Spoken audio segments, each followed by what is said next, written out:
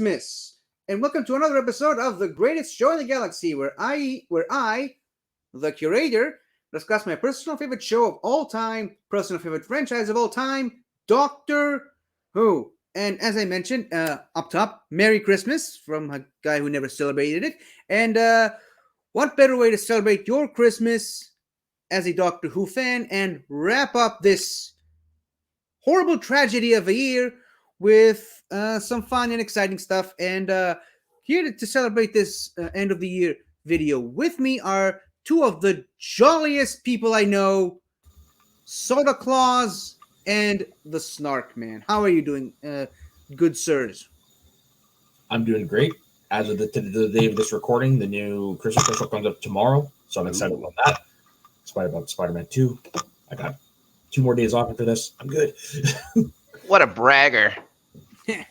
And then I work for 2 days, and I'm off for another 4. Unbelievable. Yeah, I get tomorrow off, and then back to work on the 26th at 6 o'clock in the morning. But at least it's Boxing Day, the holiday that no one cares about. Well, unless you're in Canada, because the deals are good. So you work at a bar, though, right? Mm-hmm. Yeah, so there you go. You're going to be giving out the Christmas cheer on Boxing Day anyways. I wish that's how it worked.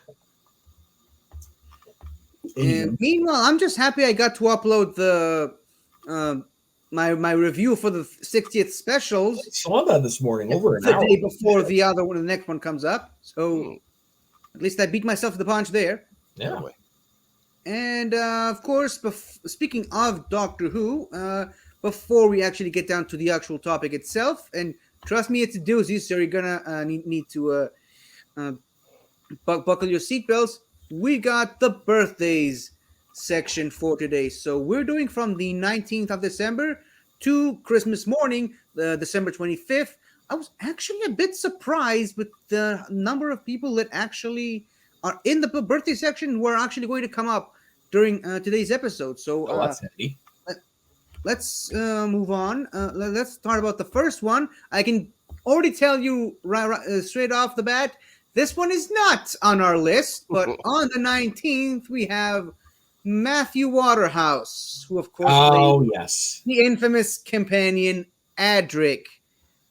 You know what? They at least mentioned him in the 60th special. At least you got to mention. And, credit where it's due. Matthew Waterhouse also did write several Doctor Who novels and Big Finish stories. So, his Doctor Who credentials extend far beyond that much reviled character. Did not know that. And of course, he also narrated some of the Big Finish books that he wrote. And on the 20th, we have Miss Jacqueline Pierce. She played a character called Chesney.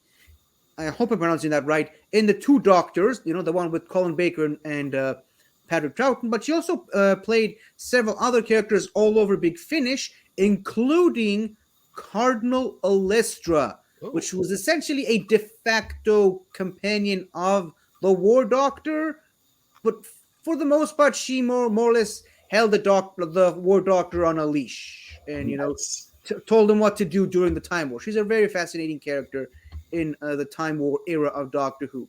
Now, on the 21st of December, we have Miss Sheila Reid. She started out as playing a character called Etta on Vengeance on Varos, a 6th Doctor story. And then several decades, I should say, later, she came back as Clara Oswald's grandmother. Okay, yeah, I remember when that happened. People were saying, she's been in this and this episode, and I could not remember the character for the life of me. Because she was in the classic series. Well, no, I couldn't remember the name of the character. I've been thinking about that a lot lately for whatever reason. Maybe it's because it was all leading up to this. But yeah, I liked her character in the Colin Baker story. She was like she and her husband were like sitting in a room the entire episode and just watching everything the Doctor did on a reality TV screen. Nice thing. It was pretty funny. And on the 23rd of December, Mr. George Galasio. He was a production unit manager on several of the Fourth Doctor episodes, from Robot to The Ark in Space, The Sontaran Experiment, Genesis of the Daleks, Revenge of the Cybermen, Terror of the Zygons, Pyramids of Mars, The Seeds of Doom, and uncredited on The Monster of Peladon and Planet of the Spiders. But he was also one of the Morbius faces in The Brain of Morbius, which technically makes him a doctor. Technically. All right. On the 24th, we have Mr. John Levine, who, of course, played the wonderful character of Sergeant Benton during the second, third, and even fourth Doctor eras. And, of course, he recently came back to play the character on Big Finish, as well as in the Companion Chronicles line. And here's something interesting that I just learned just by looking up his credits. He also was uncredited as both a Cyberman in the Moon Base and a Yeti in the Web of Fear. Oh, So that's something, I suppose. yeah. Also on the 24th, Mr. Enos Lloyd, the producer and sort of de facto showrunner of the show for William Hartnell's final couple of stories, all the way up to Patrick Troughton's final departure from the show, or, as I like to call it, he took over from the previous showrunner, which I could not remember for the life of me. Not a very good run, but thankfully once Enos Lloyd came in, it all kicked right back into gear, and we got some really, really amazing stories out of them. His first one being the Celestial Toymaker. Ooh, the irony. Was introduced the character that was recently played by Neil Patrick Harris in the 60th anniversary specials. And on the 25th, and I promise this always happens, usually happens whenever I have one or two of you here. Actually, no, it usually happens for whatever reason whenever I have this character on the plan for the episode. Georgia Tennant. Naturally. Now, of course, she played several different roles on Big Finish before making her debut in Doctor Who proper as Jenny, the Doctor's daughter. And, of course, she had a minor role in the Dreamland episode. Jenny, of course, got her own spin-off series on Big Finish. And, oh yeah, there's also the little matter of she's the daughter of Peter Davison and the wife of David Tennant. So Yep. she's the Doctor's daughter, wife, and mother of her children, and mother of his grandchildren. One of my So all favorite wibbly things. wobbly in the family. What? One of my favorite things she's ever tweeted is how many doctors does it take to screw in a light bulb, and it's a picture of David Tennant on the ladder and Davison handing him the light bulb. Did you see what she tweeted when Jodie Whittaker was announced as the Doctor? I think I did. I just don't remember. Hello, Mom? Wonderful, wonderful woman and wonderful family. So for the wonderful and lovely list of people we had today, thank you all. We quite literally could not do this without you. And wouldn't you know, we actually managed to get through the birthday section in under 10 minutes. So round of applause to all of us. I do have one thing I want to see, but just based on the of course. Georgia Tennant thing. Those I were want good. to see. I want to see Ty Tennant appear, so we have the Doctor's grandson appear in Doctor Who. I wish I had my whiteboard. So just imagine I'm holding a board that says he's not that special. I love that. I love it when they do that to each other. What a great family joke. Okay, so over the past month, we've the last several weeks, me and Soda and Snark have all given certain lists of characters we want to see come back in Doctor Who. Snark, of course, contributed some of his characters. Soda contributed his characters, but the majority of characters came from me because, of course. So what we're going to do today is we are going to rank all these different characters based on how likely do we think they come back, how much we want them to come back, etc., etc., etc. And boy, oh boy, wouldn't you know it, we've got quite the extensive list to go through. Not surprised. Yeah, 94 characters last count. Ugh. And you'll see here that we have, once again, the 5-tier system. We've got the A tier, the moment has been prepared for. Of course, a famous legendary quote by the Fourth Doctor, and actually the last thing the Fourth Doctor said before regenerating. We have, "One day I shall come back." The Mhm. infamous line that the First Doctor said to Susan, and which she never actually kept the promise. But Best. I mean, it's a very fine moment indeed. Then, of Hey, course, 15? speaking of fine moments, we 15? have 15. what? Would you say that is the first instance of the Doctor lies? Dude, the first thing the Doctor did when he was on camera is lie. Touche. In An Unearthly Child, an episode that no one can watch now because the BBC are playing hardball. It's a good thing I watched it last year. Mhm. Yeah, it's a good thing I watched it 10 years ago. Anyway, so next we have "It is defended," which the 10th Doctor said to the Sycorax as sort of a, hey, don't come back. Get it? Mm-hmm.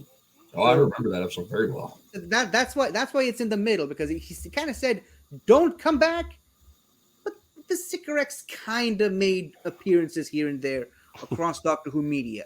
Next we have "It hasn't been pleasant," which is the last words the Seventh Doctor said to Davros in remembrance of the Daleks before blowing up his ship. You know, this kind of simplifies. Yeah, again, don't come back. But Davros did came back several times later, so Mhm. it is what it is. And the final tier, the F tier, is "I've seen that, and I never want to see it again," which is something that both the 10th and 11th Doctor said about Gallifrey burning in the 50th anniversary special, the Day of the Doctor. Any grievances or complaints about the tier system, the names, anything you want to No, improve? they're all perfect. I know how I'm going to start ranking things. It's mostly going to be based on how likely I think they're going to appear. That's going to be the number one priority when I rank my things. So likelihood, not how much you want to see them? Well, see, that's the thing. Likelihood and what I want are two different things. So I got to think logically. Like, for example, I want Astrid Perth to come back, but logically, I know she can't. Yeah, for a number of different reasons, which we discussed already. Yep. But how are you going to find the middle ground between the two? That's the thing. We'll figure it out as we go along. Yeah, I was gonna say that we were gonna find that out as we go along. Snark, how do you plan on ranking these? I'm gonna rank them how they should be ranked properly. By the way, I choose to. They should all be ranked exactly where I think they should be ranked, and that'll be the correct ranking for them. There you go. Spoiler alert.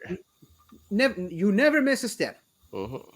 Now, because one of us has a bit of a hard out, I did not have time to organize the pictures on StreamYard accordingly, nor did I have the time to organize them in this tier ranker. So we're just going to be flying by the seat of our pants due to some time constraints, because, hey, it's Christmas. So, yeah, the first character we're going to be talking about is, of course, Davros. Please pay no attention to Nider, who is also in this picture. It's the best picture I could find, but it just happens to have both of them. But I mean, Davros, he already did kind of came back in that Children in Need special that everyone lost their shit over, right? And if I'm being honest, he's probably going to come back at some point, anyways. Yes. Fucking Davros. I mean, it's inevitable. It's like the Master or the Daleks or Cybermen. I mean, hell, he's even on my shirt. Oh, yes, that's right. From that episode that he came back. And you know who wrote that episode that brought him back? Russell T. Davies. Sorry? Russell T. Davies. Yeah. It was a rhetorical question. Yeah, so, sorry, I was actually going to guess. So, I mean, I think we're all in agreement. He's not just top tier. I think he's the number one to come back, right? Yeah. So the moment has been prepared for Davros' return. Now, do either of you want to address the fact that Russell T has already said that he's not going to be coming back in his misshapen, misformed state He's in a gonna look wheelchair? more normal. Yeah. Do either of you want to talk about that? Do you want to know what I think? I don't care. Just give me a good Doctor Who story. Yeah, it doesn't matter. Me too, but you know, I think we're all in the same boat on that. It's one of those. It's Doctor Who. Things have changed so much for so many characters. Why not Davros? Yep. I don't know, because I'm just so attached to the idea of seeing him like this. Which is fair. But you know what? But This here's this the thing, would though. We also know Russell T Davies likes to bullshit the fans, so he won't really. also, yeah, true. We won't really know until the next time we see him. Of course, yeah.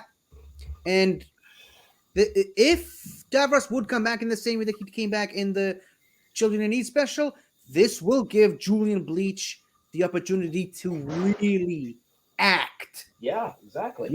We've seen what he can do with the Davros mask and prosthetics. Let's see what he can do with when he's actually Davros, right? Sure. Also, by the way, about that special, do you remember what the henchman character from that special was named? No, Stephen Moffat. No. Snark, any guesses? Couldn't tell you. Mr. Castavillian. When I You guess could have given me 100 guesses a day for 1,000,000 years, and I never would have got it. you do, you would have held it up, and I would be like, "Ooh." No, because they cast a villain. Oh, for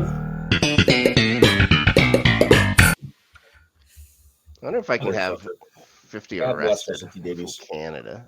I mean, hey, it was Russell T. Davis's joke, not mine.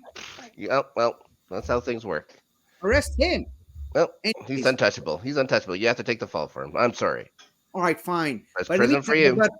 but before that, can we talk about Nardole? Before we move on, let's just say this. 2 days ago, I came back from watching Wonka. It's amazing. Matt Lucas was really good in it. Just a shame he wasn't in it for too long. That's all I'm saying. We need more Matt Lucas in our lives. Go ahead. Hate Tim Burton's Alice in Wonderland movies, but he's my favorite part of them. He's my favorite part of almost everything I've seen him in.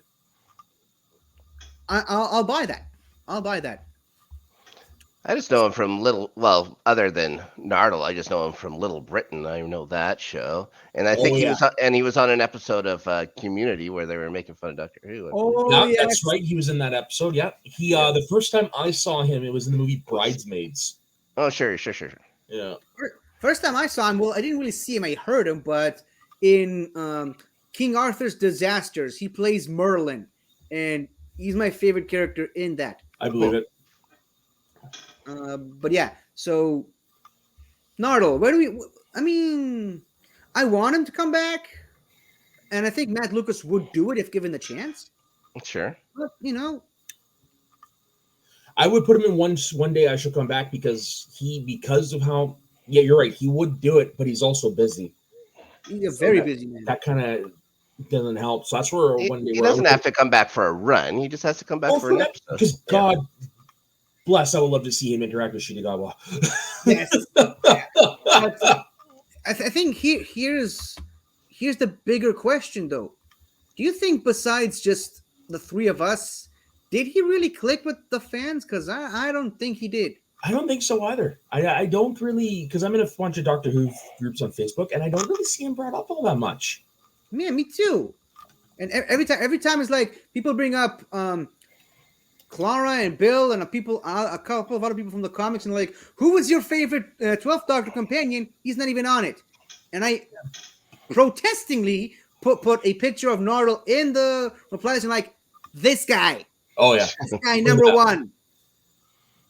So one day I shall come back, or is it defended? It is defended. I think one day I shall come back is a proper spot for him. I say so too, because like you said, he's one that we know he more likely would come back. Yeah, but for like that, from the actor wise, I mean, from the actor's perspective, yes. Now this guy's, I mean, Soda, you can kind of sit this one out. Let me and Snark take this one. Narvin, please bring Narvin into the show, please. Yeah. This is a no-brainer. It's a no-brainer. The moment has been prepared for Narvin, and for so many of the Gallifrey characters and stuff like that. And I mean, hopefully they just do their own show, just have their own Gallifrey, have Game of Thrones with Time Lords. That'd be fine. I'd be fine with it. But Narvin has to be there for sure. He has to be one of the first people even mentioned in the show. So, yeah, definitely top tier for Narvin. And you know what the best part about it this is the actor Sean Carlson actually did appear in Doctor Who.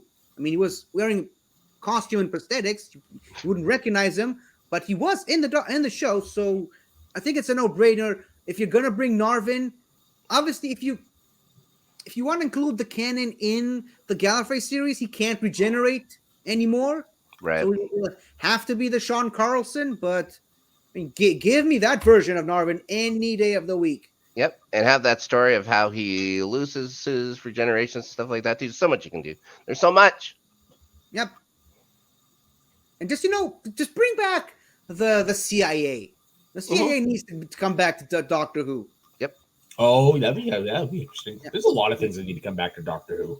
If of course they have to bring back Gallifrey again if you're going to do that. Why not? Yep. Yeah. Considering how the Master left it in Jodie's era, but just Gallifrey's been gone before and it came back. Let's bring back Gallifrey proper with the CIA in place and have Narvin as the coordinator of the CIA. That's all we're really asking for. Yep. Speaking of the Jodie Whittaker era, Snark. Yep. What do you think about the Pope Watch at the end of the Flux? Do you think it'll ever come back?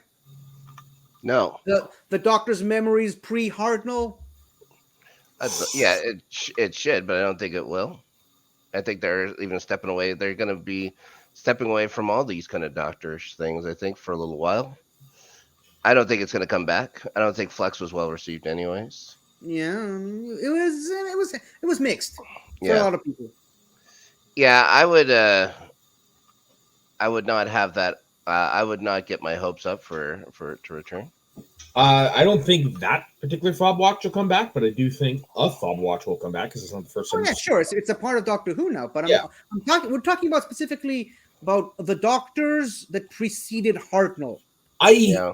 Here's what I tend to agree. Like, if that's ever going to be addressed, that's probably going to be something we'll see if David Tennant comes back. Because I really don't think they've acknowledged that it exists. I don't think with Ncuti Gatwa's Doctor we're gonna delve into that stuff. I think that's more gonna be left over if we see Tennant come back or something like that. Because he's the one dealing with those issues, not Gatwa. Yeah, and Whittaker in a way. Yeah. But you know what I mean. Like, and the ones that we know are there, it's Tennant's Doctor, right? I think Russell T has mentioned several times that he wants to explore that side of Doctor Who.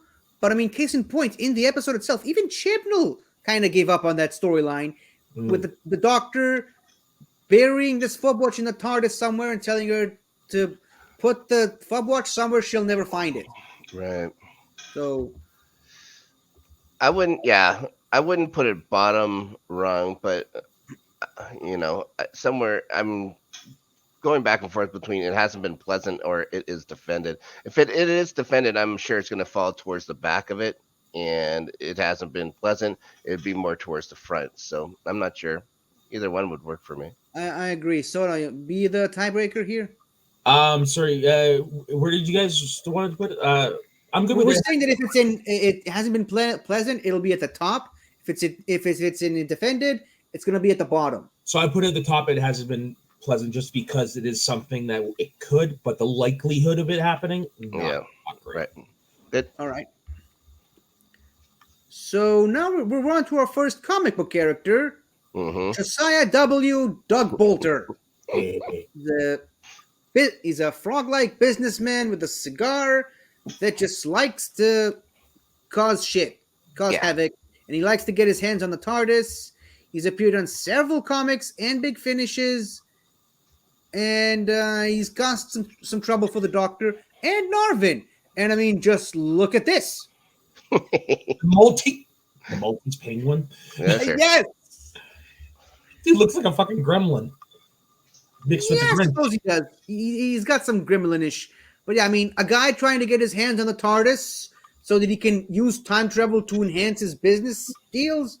Smart. I mean, that's a clever idea for a TV show right then and there. Mhm. Just throwing the Doctor Who spin on it, and it's great. Yeah, I had never heard of him, of course, until we did that last show 50. But I really enjoyed him and enjoyed what you had to say about him. So I would have him actually pretty high. Really, I'd love to. Yeah, I'd like to see what he would do. And also, yeah, your little friend, I think we're going to be talking about next. I would put him up in the same kind of area. Maybe not as much as a certain penguin-looking fella. Mm. But yeah, I would have it. I would have it in It Is Defended for sure. Maybe even I would be okay with One Day I Shall Come Back, but for sure It Is Defended. I would. Yeah, I'd really like to see him.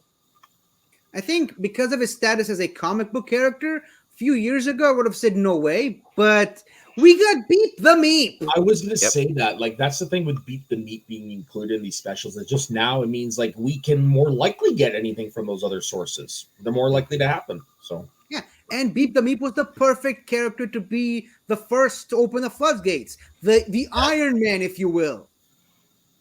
So, yeah, pretty much. are we saying it is defended or One Day I Shall Come Back? I'm going to defer that. I'll be the tiebreaker on this one again. Yeah, I'd be like again. It would be up at the top of It Is Defended, or it'd be at the bottom probably of One Day I Shall Come Back. But I would be happy with either one. I just think, you know, are there other characters that I'd like to see come back more than him? Yes, but I'd be happy. I'd be happy if he was there. I think I want him to be in I Shall Come Back, but I think he's gonna be in It Is Defended. I Shall Come Back is where I want him to be, but I likelihood I think is over here. Yeah, I think that's about right. You can be, yeah, he'd be more near the top of that, and he'd be more near the back of One Day I Shall Come Back. Honestly, it's not going to be a huge discrepancy in where he is. Soda, you said you wanted to be the tiebreaker? Well, yeah. But just when it comes to these characters, because I don't know shit, I'll be the tiebreaker for those. Okay. So I'm fine with It Is Defended. Like that. That's kind of where I was leaning towards, anyways. All Very right. good. It's a good thing we have an uneven number so we can have these tiebreaker decisions. I don't think we're going to need him, though, for this character. Let's bring Frobisher into the show. I mean, 100%. when people saw Beep the Meep, he was This the is first number- character people said should come back next. So he has It's to be this at the top. shape-shifting penguin with a New York accent. Come on. Yeah, no, I would definitely put him in the top tier there. Yeah, it's a no-brainer. Of course, but here's where I put the challenge up to you, Snark. Sure. Is he above Narvin Nope. or below? No, he's below. Below Narvin. Okay. I will like to remind you that so far we have seen more comic book characters make the transition into the TV show and not more Big Finish characters. Mm-hmm. I always thought that was weird. I mean, I think it's a no-brainer that a comic book character was the first to make that transition because the comics were before Big Finish was a thing. That's fair. Fuck whatever. But now we're back to strictly characters from the TV show. Craig Owens and Stormageddon. I mean, Alfie. Okay, Alfie. this one could actually more likely happen now because James Corden has moved back to the UK. All right. And I seem to be the only one that I love him in this role. Whatever. I liked the Doctor's roommate much more than I like James Corden. Yeah, I'll go with you on that. I'll go with you on that. Oh, I think a lot of people would agree on that. Yeah, I want him at the top, but I'm good with him on the second tier because it's James Corden. I mean, if you really think about it, Alfie should be in his teens by now. Right. Yeah, why not? We could see a teenage Stormageddon. Let's see if he even retains all the memories from that adventure. And most importantly, let's see if this still works. Right? Right. So this is tough. Can we put because of James Corden, bottom of the moment has been prepared for is where I would put it. Bottom, really? Ooh. It's because it's James Corden. James Corden is a fucking dick. I was gonna say One Day I Shall Come Back. I wouldn't give him that high. Oops. Yeah, I was gonna say okay. One Day I Shall Come Back as well. As long as he's around Nardole, I'm fine with that. Because in reality, I do want Stormageddon more than I want him. Yeah. So yeah, that works for me. Okay. Zagreus sits inside your head. Zagreus lives among the dead. Zagreus sees you in your bed and eats you when you're sleeping. Yep. Snark. Well, you know where I'd want to have it. When did Two-Face join Doctor Who? Oh, Tell me that doesn't remind you of Two-Face. Come on. I guess a little, yeah, with the white hair. Wow, We need pictures to scroll down just to get to that stupid soundbite. Yep. Anyway, Zagreus. Yeah, I would love to see Zagreus. I'd love to see that story. Do I honestly think that we will see it? Probably not. It doesn't mean I don't want to see it. But where to put it if we're also ranking the likelihood of it happening? I mean, let me just suggest this. Mm-hmm. You see this picture, right? Just a version of the story of Zagreus Mm-hmm. with some of the modern doctors. We have precedent for some doctors coming back now. We have precedent for classic doctors coming back. True. We know that there's something a little unusual about the Doctor, separating the Doctor from other Time Lords. I think there's precedent for a storyline like this. Remember, it was a decade anniversary. So Yes. you got to put that into perspective.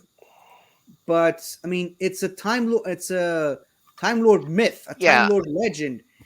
I guess if you separate, like how you're saying, like if we separate and we say Zagreus, the character, not Zagreus as it was written or whatever for the Eighth Doctor and stuff like that. But if we use that story with a current Doctor and just add classic Doctors in different roles, it would definitely work. So I would definitely then have it on top tier. Yeah. Who Zagreus is? Well, Zagreus is I believe, the son of Hades. Oh. The Greek god. He's the Greek god that accepts people when they arrive in the Greek underworld. But if you're talking Doctor Who, that's what I meant in Doctor Who. Yeah. Yeah, but in Doctor Who, it's an old Time Lord legend in a nursery rhyme that just it infects Time Lord minds and gains a wheel on its own. You know what, Soda? We'll talk after this. You have my Big Finish account. Yeah, just tell me what I'm supposed to listen to. Yeah, just listen to Zagreus. Sometime you would not be disappointed. But back to the ranking. How do you think is after hearing my suggestions, Snark? Where would you put the likelihood of Zagreus coming back? I'd have it. The likelihood. I'd still have it. Why not just say the moment has been prepared for it? I really want to see Really? That high? Yep. If you can use, you're gonna have to figure out something to do with the old Doctors. Many of them, only have so much time left. You gotta get the story done. I think. Why not? Yeah, I think get it done quick. I think there's more likelihood of a Zagreus-like story to happen with older Doctors in different roles, older companions in different roles. Mm-hmm. Zagreus, the character, not as high as I would have that. So basically, it sounds like you guys more want the concept to come back than the character. Yeah. Yeah. Okay. Well, yeah. That sounds interesting. Where would you have it? I would. No, sorry, I was talking to Phil. Well, let's go to you, Soda, because you heard us talking about the concept.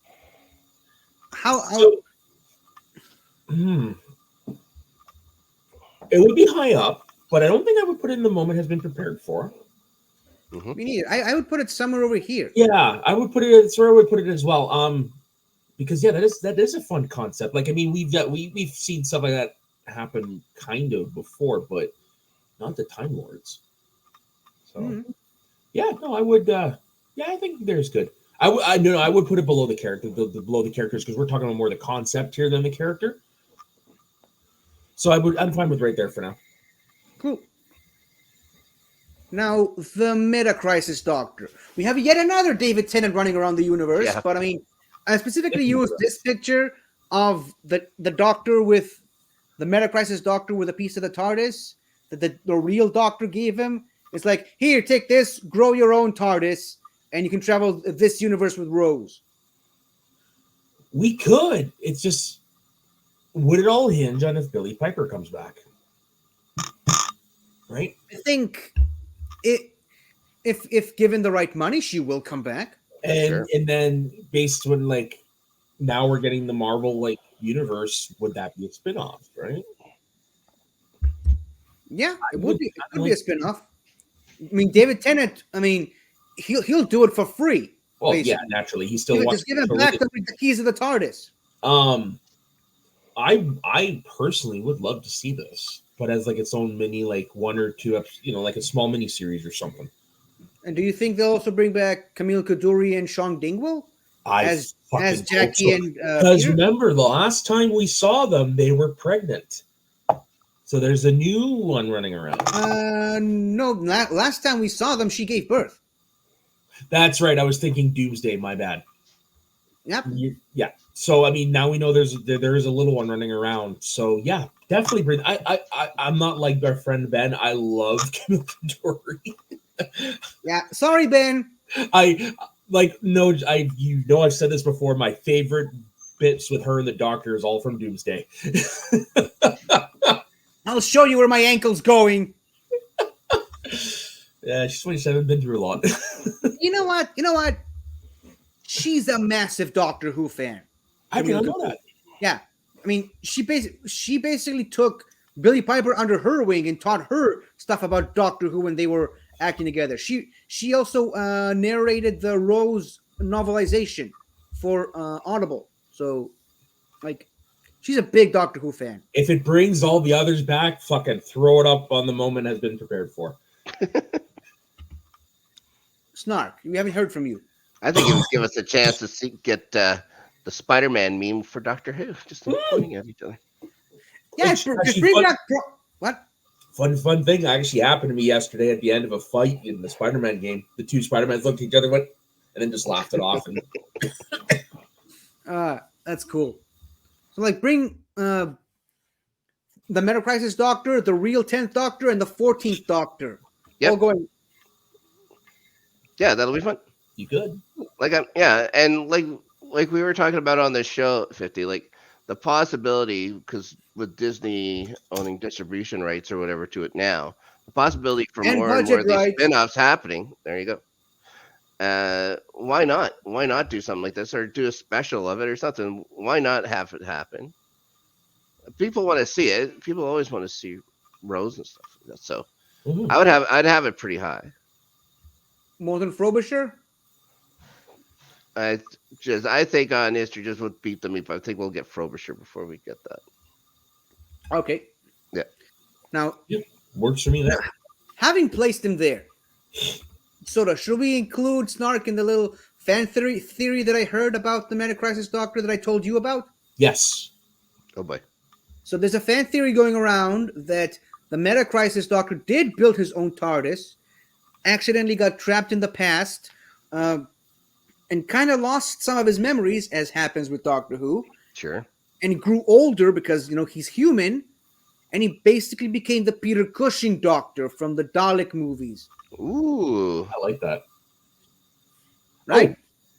Speaking of All which, right. it's a little bit of a 30-second sidebar. You remember I told you I was building a D&D character off of based on the Doctor, right? 50? Yeah. Well, I decided because I had to work still within the confines of the D&D world, I based it off of the Peter Cushing Doctor. So I made him more like he's a human and that. Perfect thing to base this on. Yeah, and he is named Sigmo the Kind. Yeah, Sigmar the Kind. Yeah. Now, Soda, you said you wanted Astrid Peth back. I mean, yeah, but that's just more because I just love her as a character. But you can't bring her back, though. That's the problem. Mm-hmm. So, like, Oh. for the purposes of this tier list, I wouldn't have her that high up. But we did discuss the possibility of a flashback, a mention, Yeah, something like that, Okay. yeah, acknowledgement. like they did with Adric in that 60th special, Yeah, like they did with exactly. Marvick Chen. Yeah, because technically the doc that would have weighed heavily on the Doctor as well. Yeah, this is the one. This is the one where it's like this has a hard time because I'm trying to separate my my critical thinking with my fan thinking. Mm-hmm.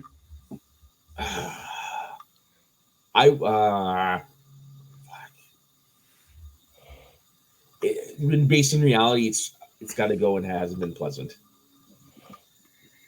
But not at the bottom yet. Not at the bottom. I would put her over the Fob Watch. Okay. Just because because we're more likely to get a mention of Astrid probably before we get the Fob Watch. As a plot device. Okay. Does that make sense? I'll see. I can see it.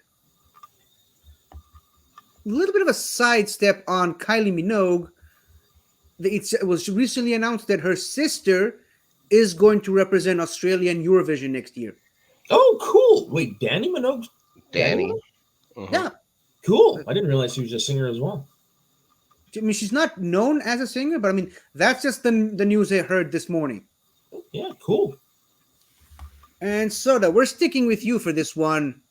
Kenton Everett Delaware III. Yes. Mark Shepard back as in Doctor Who. Love the character.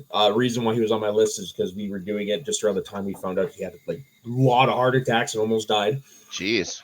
Oh yeah, he said something like he had 9 heart attacks. It was nuts. It kind of sounds like he has 2 hearts already. In a way, yeah. No, see, this is one I would definitely put in. It is defended because it's one of those. I want it, but I know it's probably not going to happen. But you could definitely bring him back in some form or another because we see him at the point where he finds out about the Doctor, and we see him at the end of his life. So at some point in there, he must have had another interaction with the Doctor or something like that. So that's why I think it is defended because I want him to come back. I just don't know how. I don't know if I want him in Big Finish. I don't know if I want him in a miniseries. I don't know if I want him in parts of the main series. So it is defended. I think is where I would put it. I think spin-off is the way to go with this character. Yeah. Like, we know aliens exist now in 1960s, 1970s Earth. Just have the guy do some CIA spy shit in Doctor Who with aliens, right? Or make him the founder of an American version of Torchwood. Or, how about this? Sorry, this is my Doctor Who geekness. What if he's the founder of the Forge? None of you guys know it. What? I've heard of the Forge before. You've heard of the Forge? I've heard the name at least. It's like an evil unit. Let's put it that way. Wouldn't that be something? It's unit, but very unconventional. Run by this guy who became a vampire. Dang it! I should have put him on the list. I'm an idiot. I should have put Nimrod on the list. What? How would you do that? Because he's still friendly with the Doctor when we see him as an old man. Well, I mean, the officially the Forge was a force for good. Stopping aliens to defend mankind, and then this guy Nimrod, who's kind of a vampire, took over and took in a different direction. So that actually would be a really good basis for a miniseries. The takeover. I mean, just bring the Forge in. I should have put this on the list. What's wrong with me? I'm stupid. Anyway, we can do a revised list at some point. You know what? Bump it up one based on that. Bump it up to the bottom of One Day I Shall Come Back. Cool. Of course, we're only putting it there based on my geeking out just now. I'm 100% on board with that. Make him like an Agent Coulson type thing. Yeah. You know what? That's the perfect way to bring him back. Russell T Davies, we'll cut this out. Send us the royalties. I need the money. Ooh. Hey, it was my idea. Yeah, based on my reasoning. All for right, having fine. it. You know what? We'll all get a cut. You know what? Even Snark can get a cut. Yes. Yes. I want 50%. We can negotiate on that. We can negotiate on that. But Right. while we're doing that, here's something you wanted to come back. Satanists. Yes. I laughed so hard when we were talking about this. Mhm. So the cult of Hecate. Should the cult of Hecate come back? Or you know what? Just any Satanists. Any at all. Satanist, it doesn't matter. Yeah, as long as a certain robotic canine is around to deal with him with his lasers and kill them all. Yeah, I'm good. 100%. It's the first thing that should come back. Right. Soda, minus the laugh. Where would you put more Satanists in Doctor Who on the list? Honestly, I've never seen that, but I've seen that, but I never want to see it again. I How dare you. don't know. It's someone that Do tell. Do tell. it doesn't really excite me if I'm being honest. So that's where I would put it. Sorry, Snark. But hey, you never know. They've seen weirder shit happen, right? I'm sure. You know, I'm just noticing. I don't even have K9 on the show on this list. Maybe because did we even talk about him when we did the show earlier? Soda. Has he really disappeared in our hearts? He never has. Nope, he never did. And you know what? John Leeson is still alive. Yeah, but at this point, is so closely associated with Sarah Jane. Do you really want to bring that back? I mean, it's not that closely associated with Sarah Jane. At least it is for me, because I mean that's how I mostly know K9 is through through School Reunion and Sarah Jane. And the best TV theme song / credits of all time. Yeah. Oh yes. So- oh yeah. And I you know what? Truthfully, I love K9, so I wouldn't be upset if he came back. I would love it, but it's just, I don't know. For me, it's too closely associated. For me, it's too closely associated with Sarah Jane, and so it'd be kind of hard to see him without her. I mean, to you maybe, not That's to what I said, us. to me, yeah. But I wouldn't be upset if he came back. Like I said, I would be. Yeah, I mean, it's not. If they it's ever not- did the Gallifrey show, there's a Yeah, chance I we was could get going to bring 2 that up. We canines. talked about Gallifrey. There were 2 K9s on that series. Yeah, and aren't there two? Yeah, and there's multiple versions. Like there's multiple upgrades. So yeah, but you can bring it back in any form. I mean, there was a K9, a version of K9 in the River Song Big Finish series. Like K9 is a multi-doctor thing. Yeah. So it's fair. all right. So Honorable mention. but we're not talking about K9. Sadly, we're talking about Satanists, Satanists. his arch nemesis. Yeah. No joke.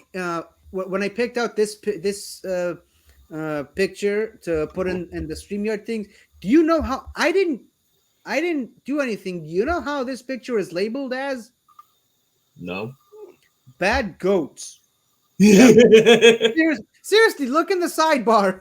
It's labeled as bad goats. I was thinking that maybe the suggestions you get for buying things changed dramatically when you took that picture off the internet. That's funny. You know what? Maybe. Mm-hmm. But where do we put the Satanists? The cult of Hecate, whichever way you want to call them. Yeah, I'm imagining it's not going to be very high. I would imagine. I'm putting him dead in the middle. Sure, like, why not? Something Satan-ish could come back. I mean, Yeah, or demon-ish, like hardly a new demon concept for worshippers. Doctor Who. Yeah, Yeah. so I think dead in the middle is the way to go. Whoops. Very good. Now this one's more for me and my love of this planet, New Earth. Or Just- new Earth. No, there's only one New Earth. That's New York. Shit. You're talking about New York. Yes. But I mean, just Tales from New Earth is a tragically underrated Big Finish box set. I wish more people would listen to that one, but it just develops this whole planet so much. It's so fun. You got a nest city, a city of bird people in the sky. We've got a frozen cloud layer on top of it. We've got sky penguins and solar bears. You've got people worshiping the high Persian, just cat people worshiping a Persian in Egypt, New Egypt, I should say. You've got the new Amazon forests, new everything. Like, this planet needs more time to breathe, and it was Russell T Davis's idea. So I think it's got to be at least that it shall come back, right? Yeah, it's yeah. I think It'll come back. Like, I mean, so far we've only seen the Doctor do like historical stuff from the promotional images, but I mean, he has to go to new planets at some point. Mm-hmm. No, but here's the thing: because it's a Russell T Davis idea, I'd put him above all these Stephen Moffat characters on the "Shall One Day Shall Come Back." Yeah, that's fair. Makes sense. Makes sense.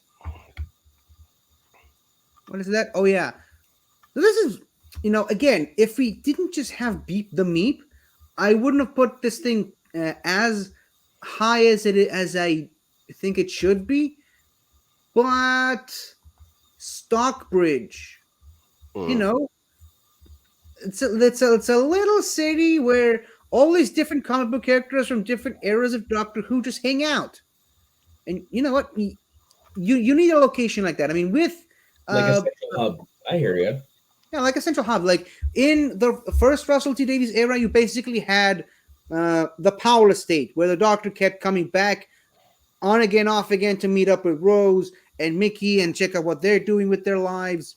He kept coming back and then visiting Donna's parents and Martha's parents. Yeah. And even in the classic series, you had like Unit Base, where the Doctor kept coming back.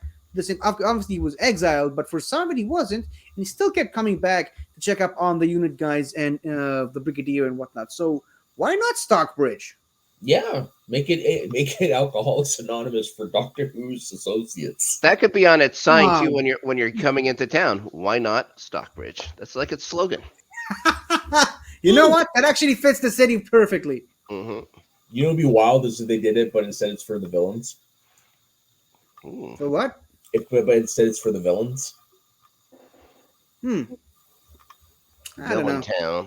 It kind of sounds like you're suggesting the villain bar. No, it's because I've seen this concept done in comic books and mostly DC, and I do really like that concept. Yeah, Stockton could be there, and it could be populated by Satanists, meaning they're going to show up on the show. There you go. You're never going to let that one go, are you? And then here comes K9. They're in trouble. Primitive.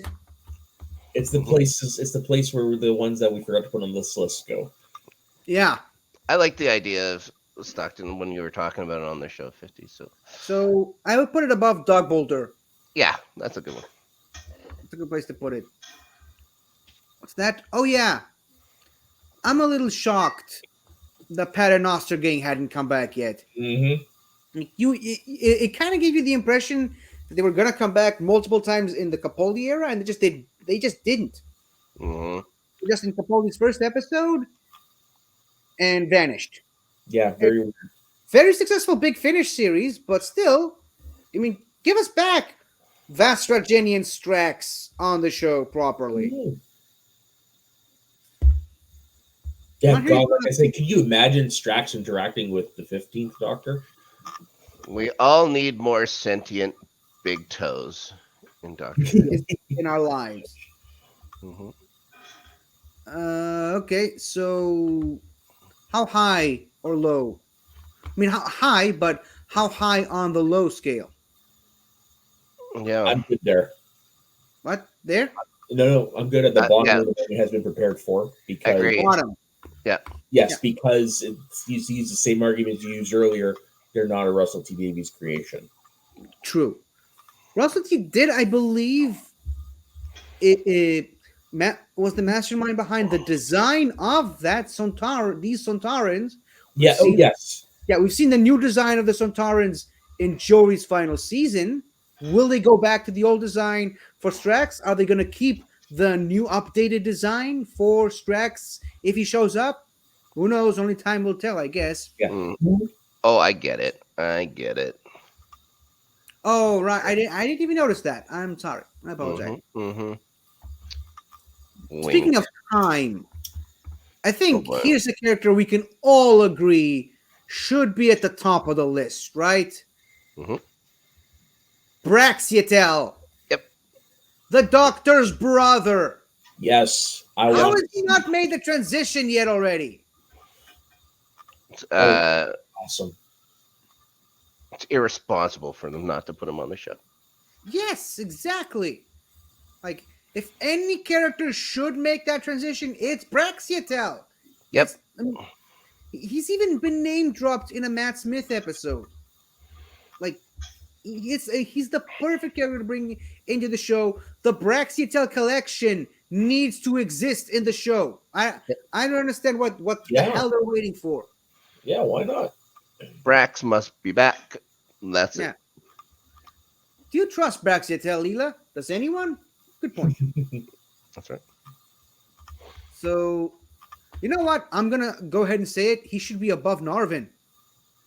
Yeah. Oh yeah. Like, and especially if like what I was thinking before, if they're gonna do an entire show just about Gallifrey, he would have to be the one. You would probably have to be the one to bridge. Like, if you're gonna do a soft thing for the Gallifrey show from Doctor Who, Braxiatel has to be in it. I mean, He has to bridge bridge the two franchises, I would imagine, as the much as Romana. He's the connective tissue between Gallifrey and the Doctor, just like Romana is, that you mentioned. Of course, obviously, no one's topping Davros, but Braxiatel is like the number two. What? He could have been off planet when Gallifrey disappeared. Well, he was off planet. See, there you go. That's it. Bring him back. I mean, it's freaking Braxiatel. He always turns up whenever you least expect him. Speaking of Braxiatel and the Doctor's family and the Doctor's lineage, House of Longborough. I mean, we saw it in the Flux, but we only got a glimpse of it, which is this picture. That's all we got to see. Like, we didn't even know if it is the original House of Longborough from the novels. You know, the house the Doctor grew up in, the house that the Doctor was, for lack of a better term, sorted into as a time top. Which, of course, now we know is didn't happen because of Timeless Child stuff, but whatever. Memory. But I mean, you know, one thing they don't have on Gallifrey: proper carpenters. Yeah. Well, I mean, the way furnituring is done in Doctor Who with what's it called? Block transfer computations. Sure. Yeah. You just make furniture out of nothing. So they don't need carpenters in Gallifrey. No, they could use them. Yeah, well, they've never really been big on aesthetics. Everything just needs to look flashy. All right. In Gallifrey. That looks like a nightmare. It does. Imagine growing up in a house like that. I wouldn't. Well, the Doctor's well adjusted, isn't he? Yeah, right. I mean, he turned out fine. They turned out fine. So where are we putting this on a likelihood scale? I don't want to see it far down the list. I think it looks interesting. Yeah, I think it'd be easy enough to do an episode. It doesn't have to be a whole run. Just an episode in the house. How about at the top of it is defended?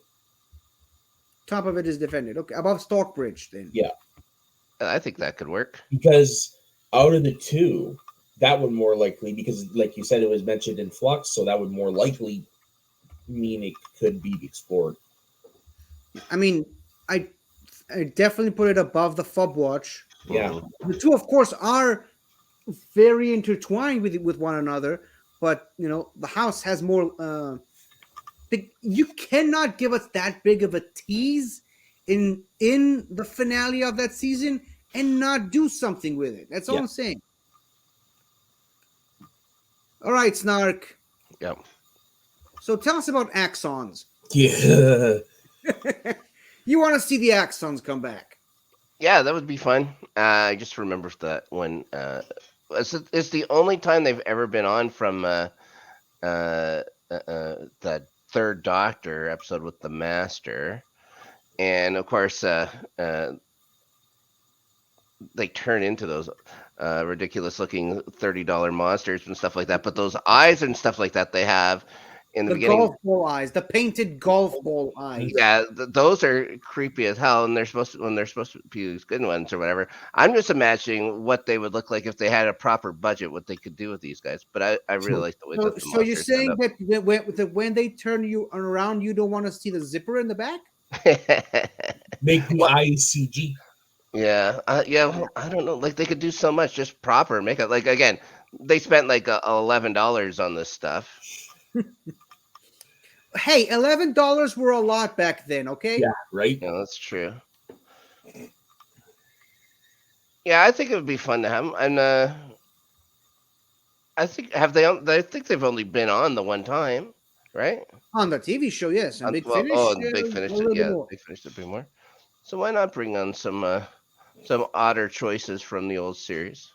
But I mean, to your point, with the Disney money and the CGI budget of today, imagine what this could look like, That is true. right? So I think anyone who counts them out is being too rash Mhm. with counting them out. That's all I'm saying. Sure. So, but where though? Middle? Above the Satanists? Yeah, I think that's fine. Yeah. I think you can have fun with them. Yeah. Yeah, We- and we- again, it's just a one episode thing. They're definitely not like a saga around them. Just Yeah, you don't have have to them make fun. them. You don't have to make them the big seasonal villain, right? You just Monster go that- on off. That's it. Now, here's something that could be interesting to revisit and re-explore. Marinus, the planet Marinus. I mean, a planet where the citizens built a device to control everyone on the planet, and they have the keys to control it hidden all over the planet in different sections. Where you have Right. this island in the middle of the ocean of acid. Yes. You've got the frozen tundra area, the jungle that became alive, the metropolitan city area, like different segmented areas of the same planet. That's one of the most underrated Terry Nation creations of all time. Like, this needs to be addressed more, I think. And it's also, what was it? One of the very first episodes too, right? Like Yeah, it's in the that first season. yeah. And allegedly, the one of the birthplaces of Cybermen. And even the 12th Doctor mentioned it in his penultimate episode. And it's been mentioned a bunch of times as being the place where Cybermen came from. We got to, I mean, and of course, I mean, I don't think I have the picture here, but we got to see the Vords come back. Hold on, where's the picture? Screw it. I got to show a picture of the Vords. Do it. So, talk about the likelihood of a planet like this showing up while I look up for a picture of the Vords. The I mean- likelihood? Probably not. Yeah, I don't know. But that's the thing, though. Disney's involved now, so you could feasibly do a planet like that because that sounds fucking nuts. Well, they did it before with no money. Yeah. Like- Yeah, I just don't know how much of a deal it is to Russell T Davies right now to go back there. I think Probably not. as fans of the show, would it be fun? Sure. Yeah, because that's basically what all we're doing right now is fan casting. Fanny casting. Yeah. I mean, you don't tell me no one wants to see this, right? Yeah. So where would we put it, though? I would put it with the rest of the towns. The You could rest of the what? the Stockwood, the house that the Stockwood? doctor Stock Bridge. Stockbridge, I should say Stockwood. Sorry, I saw the one next to it. I saw the picture next to it, so I automatically went wood. Yeah, I would put it right in with the it is defended near the top, maybe after right there. Right next to Dog Bolter. I think that would work well. Okay, now we have another shoe-in to come back, right? Torchwood. Yes. I mean, like, it's gotta come back. It's another Russell T Davies creation, and it's such a major thing in the Doctor Who world. I mean, it is the modern series' unit, no matter which way you look at it. Basically, yeah. Yeah. And we've gotten Unit back. Why not Torchwood? Of course. And you know what? Just look at the facts. It's when once Torchwood was sort of phased out into obscurity, that's when Unit came back properly Yeah, with Stewart and Osgood and everyone else. So, I mean, just imagine an Torchwood and Unit in the same episode, yeah. and the Forge. Because why the hell bring the not? Forge in too. Throw the Forge in there as well. Yeah. A big enough threat that the Doctor needs all their help. Yeah, a Journey's End level threat, right? Yeah, Yeah. A Flux level threat. Safe to say it's going to be on the top. Yeah, but where on the top? Above Frobisher, above Narvin. I would go above put it Narvin. Davros. What? And the likelihood of it happening? Although that's personally, I would put it below Davros. You know what? I would put it right above Brexit. Yeah, I think that works. I think that's safer. I think we're gonna see Davros before we're gonna see Torchwood, but that's just me.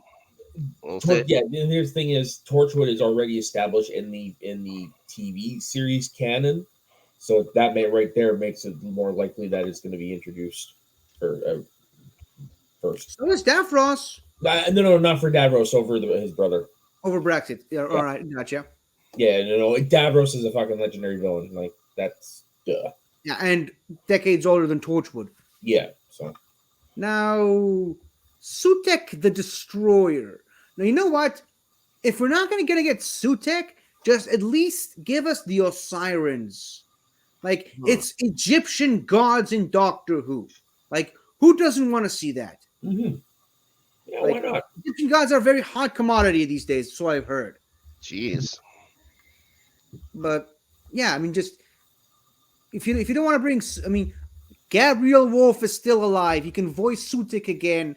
And, of course, in the comics... And, you know, if you know a little bit about Egyptian mythology, Anubis could show up. We could get Sekhmet, which was in a Big Finish story. We could get Osiris himself, Isis, you know, Ra, all these other Egyptian gods as versions in Doctor Who. Why the hell not? It's a treasure trove of ideas. So why not bring the Osirans back? And just show how much more powerful than Time Lords they all are. I think another thing is it's just easy to bring them back, isn't it? Yeah. It's simple. And again, these costumes were done for like $45 on somebody's lunch break. Like it's like it could be a cost-effective thing for Disney. Disney, you want to save money? Bring them back. Yeah. Well, I mean, if they're gonna bring them back, they're not gonna go $45 on the costume. Let's be real. No. It'll be probably like around $200. They'll make them. I mean, hell, look at how what they did with the Egyptian gods in the Moon Knight series. Yeah, They're gonna do similar to that, I think. Yeah, we'll see. Oh, we'll see. That'd be so strange. Yes. Yeah, I would like to see it. I think it's less likely than New Earth. Yeah, I would keep going down. I would say it's more likely than Zagreus. The thing is, though, with like now that I'm thinking about it and what have you, Russell T Davies is more likely to bring back a planet than he is a character. Yeah, but we're talking about a race here. Mm-hmm. Oh, true. Okay, fair. So, right between Zagreus and Craig Owens. Yeah, I think that works. That looks fine. Speaking of planets, Peladon. One of my favorite planets in Doctor Who. Actually, no. I think it is my favorite planet in Doctor Who ever. Ooh, really? You talked earlier about the Game of Thrones aspect of it. This is what it is. I mean, it's Game of Thrones of Doctor Who. I mean, you got to bring back Alpha Centauri, right? You got to bring back King Peladon of Peladon, Agador, and all of that I mean, there's so many stories that can be told on this planet. Why the hell haven't they brought it back yet? That's what I'm asking. I don't know what to say. Well, I think I broke soda. No, not really. It's just I don't know if this is one that Russell T Davies would bring back. Oh, well, you got me there. Yeah, the likelihood of him bringing it back, I think, is low. If this was a what would we like to see back ranking, Yeah. then it would be higher for I mean, sure. that's kind of what we're doing. Well, then for sure, it's at least one day I shall come back. Right, yeah. But you do also have to rate in how likely it is. So yeah, I'm good with it there. All right, cool. And I mean, if they do, they probably would redo the design as well. No, Of course, yeah, of course. The bottom. I'm Oh yeah, I'd put it at the bottom. I'm just gonna put you on mute. I'm just running to get a cup of coffee. I'll still listen in. Okay, And cool. if you guys mess something up, I'll let you have it as soon as I come back. Oh yes, you will. Well, yes, you will. You know him, but actually, you know what? Let's just remove him there and bring him back when he comes back. There we go. But I think I'm kind of gonna be a bit of alone here on this with Fenric. I mean, we talked about the Egyptian gods a minute ago. What about the Norse gods? Oh, I would love that personally. Norse gods in Doctor Who. I mean, they already have an opening with Fenric and some of the stuff they did with him on Big Finish. Can you It's a imagine? really cool storyline with a black TARDIS, a white TARDIS, you know, sort of mirroring the eternal game of chess that the Doctor is playing with Fenric. The Yeah. only thing that hinders it, I think, is the fact that he's very, very much a seventh Doctor villain. So I don't think he's gonna come back for any Doctor. Yeah. The stuff from that era outside of Ace. I don't know if they. I mean, to be fair, we have seen the Seventh Doctor come back. We've got Seventh Doctor, Ace, and Mel. Well, that's what I mean. all of That's what I mean. Outside of those characters, I don't see anything else from that era coming back. I mean, Fenric was instrumental in the Doctor meeting Ace to begin with. Oh, Like he was the Thanos of that whole storyline. So like, or you know what? If they at least even mention him, but either way, outside of a mention of Fenric, I don't see this going very high up on the list. I would even go so far as near the bottom. What do you think, yeah. Snark, about Fenric? I don't see a world where they bring Fenric back, to tell you the truth. So I'd have him pretty low. Yeah, me too. I Same. think. I don't want to put anybody on the bottom rung though, but I No, just don't see yeah, it. we haven't put anyone on the bottom list Yeah. tier yet. Could he be the first? I think so. Yeah, I think that's going to be where he ends up. Yeah, because I mean, like I said, I think he's got that Seventh Doctor thing on him. So Yeah. Now, we talked about Davros, right? Any chance we can see the 1,000-Year War back? as a miniseries, yes. I mean, there's 1,000 years of this war. There's so much you can explore and develop here with this concept, Mm-hmm. right? The war between the Daleks and the Thals. Sorry, the Khalids and the Thals. And the, Yeah. just, you know, how Skaro got all fucked up. Yeah. Is all we're saying. What a potty mouth. Well, Yeah. I'm sorry. It's my show. Why not make a miniseries about the origins of the Doctor's greatest enemy? Why not? Yeah, I'm they sorry, could do who it. is the They could Doctor's do it in greatest that enemy? House of the Dragon style or whatever. Not name the Master. Excuse me. Oh, so he is the greatest enemy now. I said not name the Master. Yeah. It was a moment that Missy did in the episode. Never mind. But I mean, they already did a miniseries of his origin story in Big Finish, and I'm gonna say it here again. I said it before, and I'll say it again. It's the best thing Big Finish has ever produced. Ooh. right then and there. So, like, there's so much rich material to Yeah. explore and mine with this Why not Flynn. adapt it for the screen? What? Why not adapt it for the screen? With, once again, the Disney money. I mean, Yeah. he already kind of showed us a glimpse of it in the Right. Capaldi season. Is all hell. I mean, just go. Why not go all out on this war? So Oh, look, it's snowing. what? It's snowing. Hey, good for you. So where would you put this concept? No, you go higher.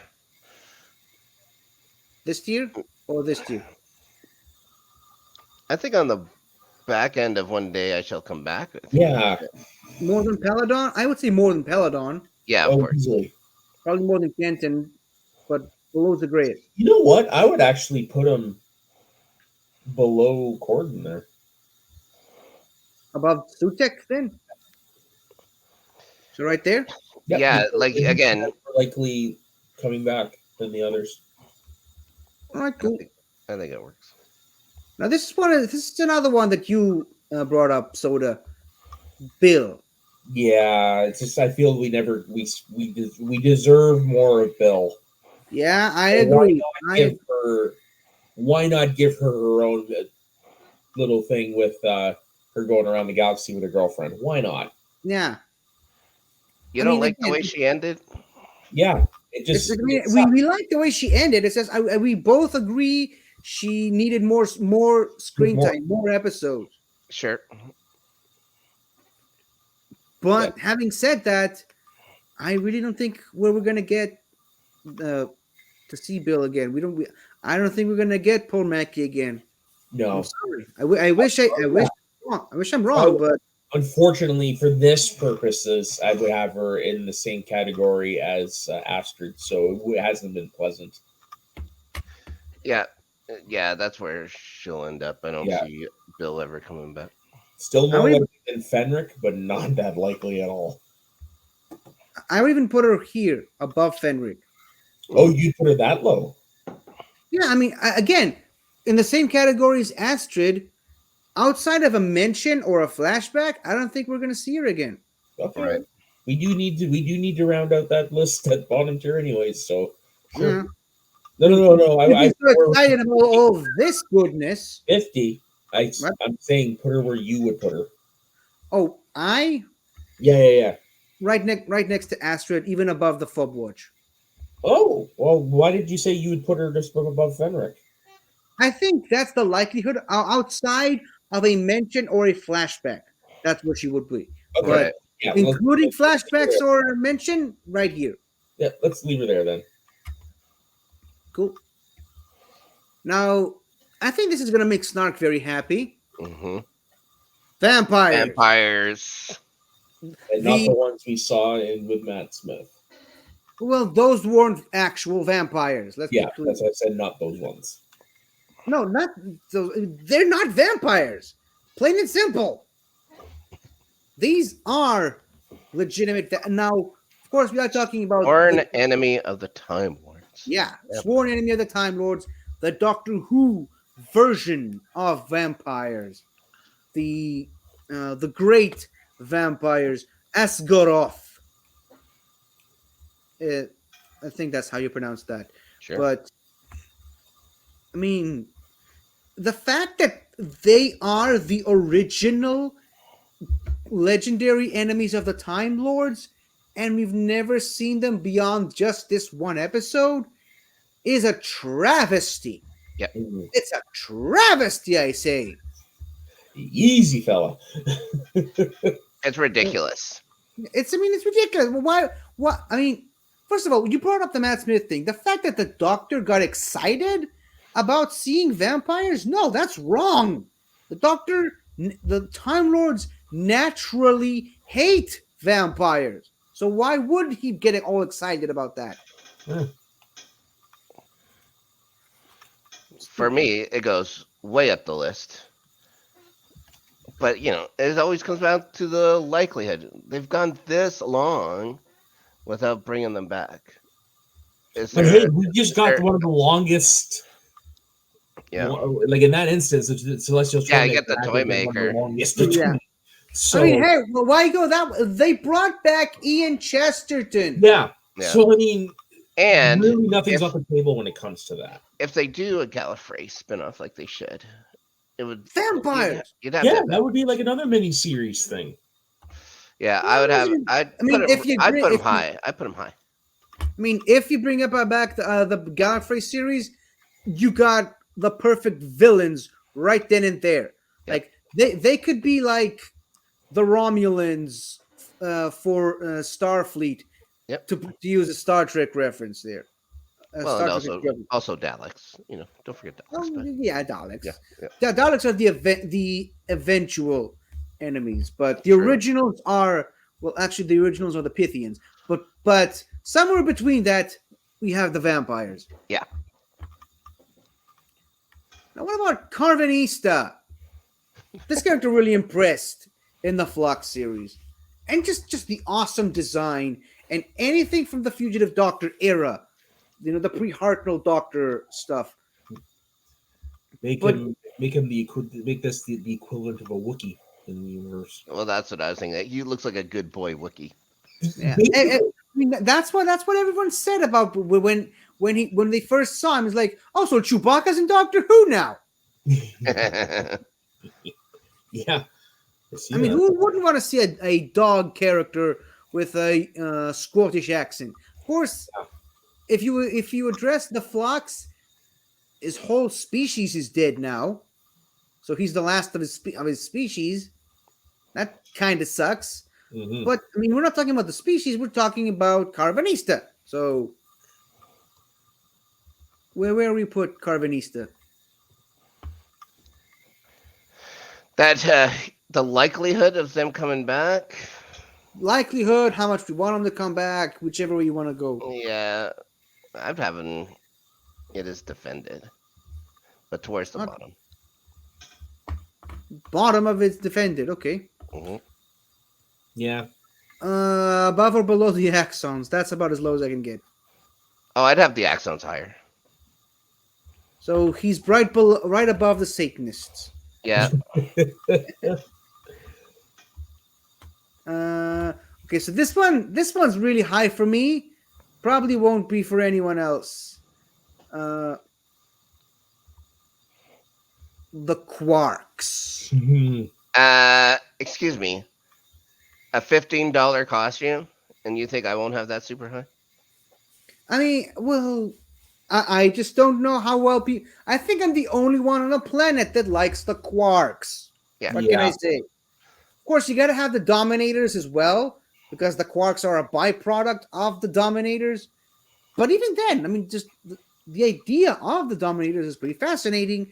It's kind of a shame they never explored it, mainly because we didn't get to see more Quarks on the show. But I mean, the Scourge of the 10 Galaxies. How come we've never seen them beyond just the one episode? Mhm. Seriously, they're such a massive empire. How come you've never seen them again? If they were to bring them back and they didn't have them the exact same, I would be very upset. Me too. You got to keep the adorable, cute voice too. Yeah. There is Dominator Topa. Oh my It just god. it lends itself to comedy, so Shall we destroy? Shall we destroy? Quarks. Yeah, why not? Plus it rhymes. You can easily make a toy out of that. That's for sure. Oh yeah, of course. You It's could got make a growth toy. potential with no- I mean, what? Hey, $30. speaking of which, have any of you seen toys for Beep the Meep at all? Nope. I haven't seen No. any Doctor Who toys forever. Yeah, honestly, me neither. I got. I was Yeah, just they were tragic. That's it. They were horribly unprepared for how popular Beep the Meep was going to be. earlier in the episode when we were doing like things I really didn't know much about. I went just on my side screen. I was on Amazon and I did not see anything new Doctor Who except for the screwdriver that 14 had. That was it. Yeah, Shame on you, Disney. Shame on you. that's right. First, you mess up with Baby Yoda plushes. Now you mess up with Beep the Meep. Well, I mean, what the hell? Unbelievable. But about the Quarks, where are we putting the Quarks? Yeah, the I want to see the. likelihood. I'm sorry, Snark. I want to see the Quarks more than I want to see the Axons. Or Sure. Douglas. All right, fine. Yeah, because that one I'd be happy with it. So yeah, it doesn't matter to me. That's fine. What is that? Hold on. Oh yeah, and this one. I don't know. I mean, we saw Tegan recently, and we saw Right. Tegan again in the promotional video for the Blu-ray release, Mhm. where they hint that the Mara is still around. It's like, do we want to see the Mara again? This one's really bottom of my list for me. Even though it's one of my ones that I want to see again, it's very bottom of the list. Yeah, I get that.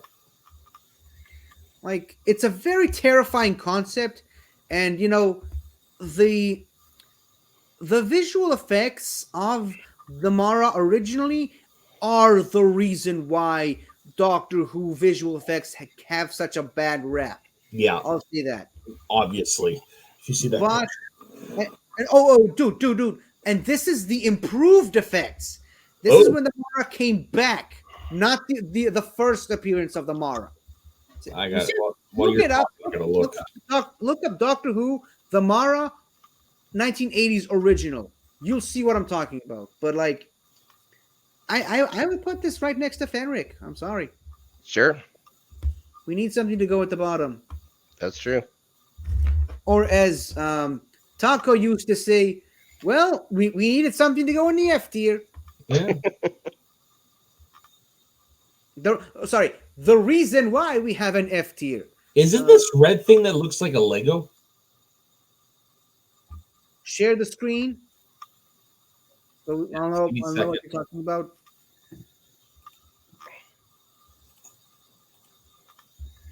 Do. We are waiting. We're waiting. We're waiting. Yes. That's that. Yeah. This is the second one. Yeah, this is the original.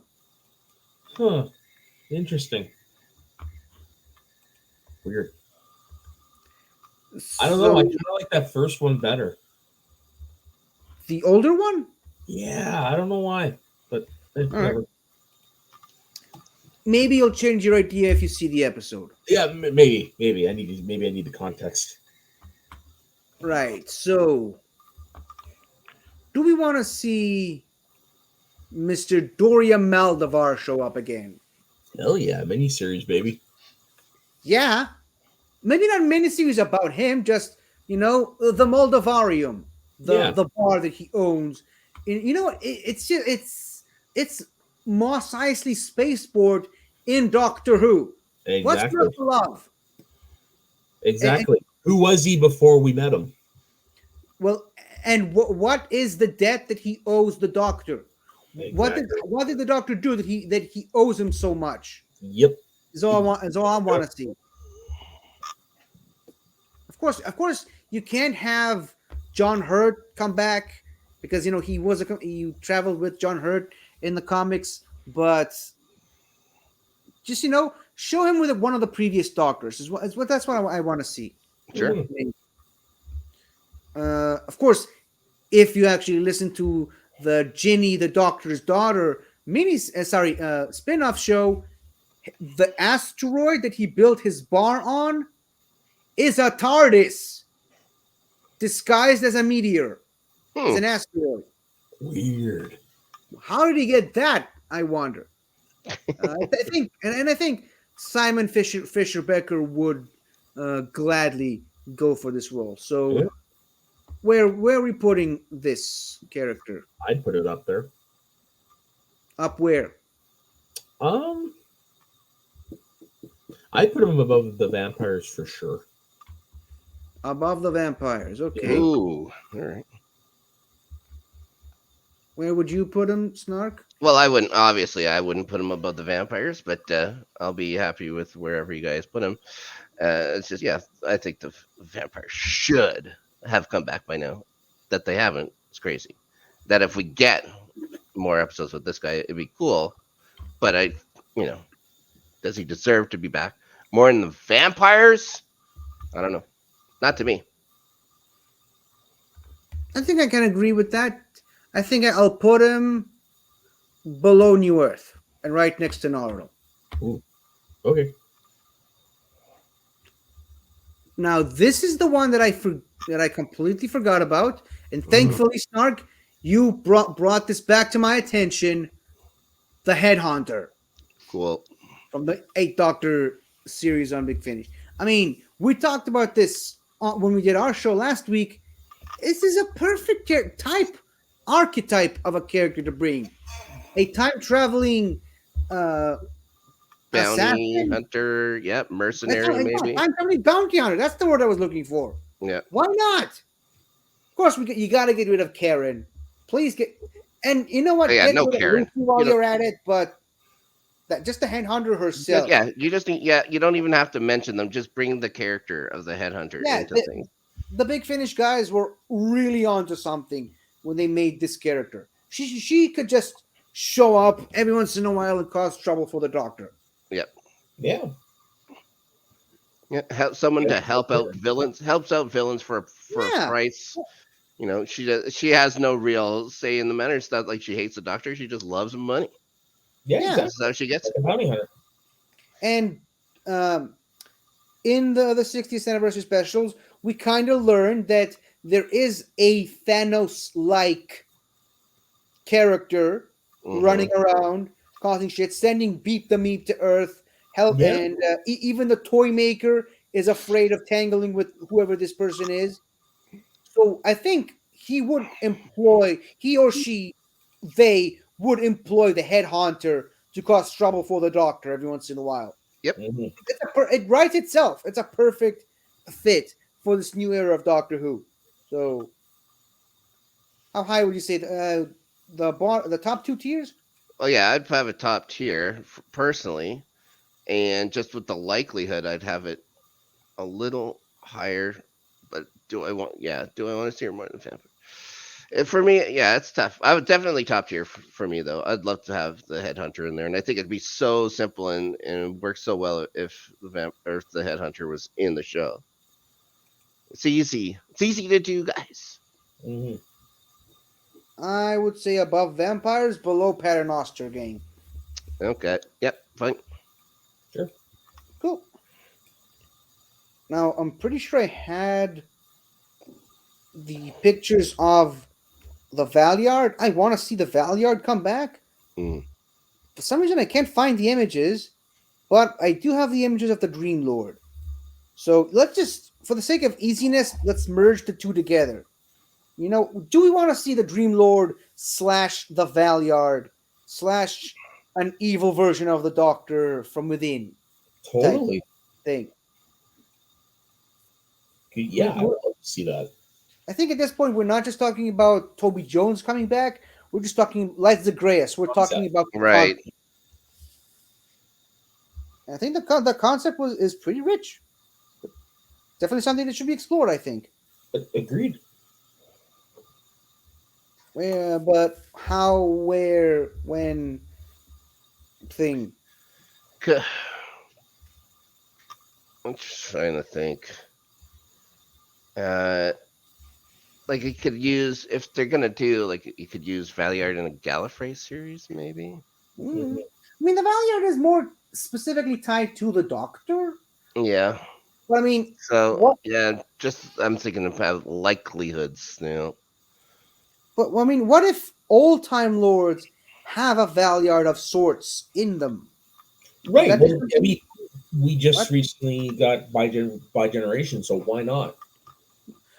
I think by generation Valyard, even the Watcher stuff, I think all of that stems from the Doctor being the timeless child, where they are different from other Time Lords. That's why these things are possible to them and not to other Time Lords. Like, I've always felt like it was a very fine point that the Doctor has always been different, particularly when it comes to a generation.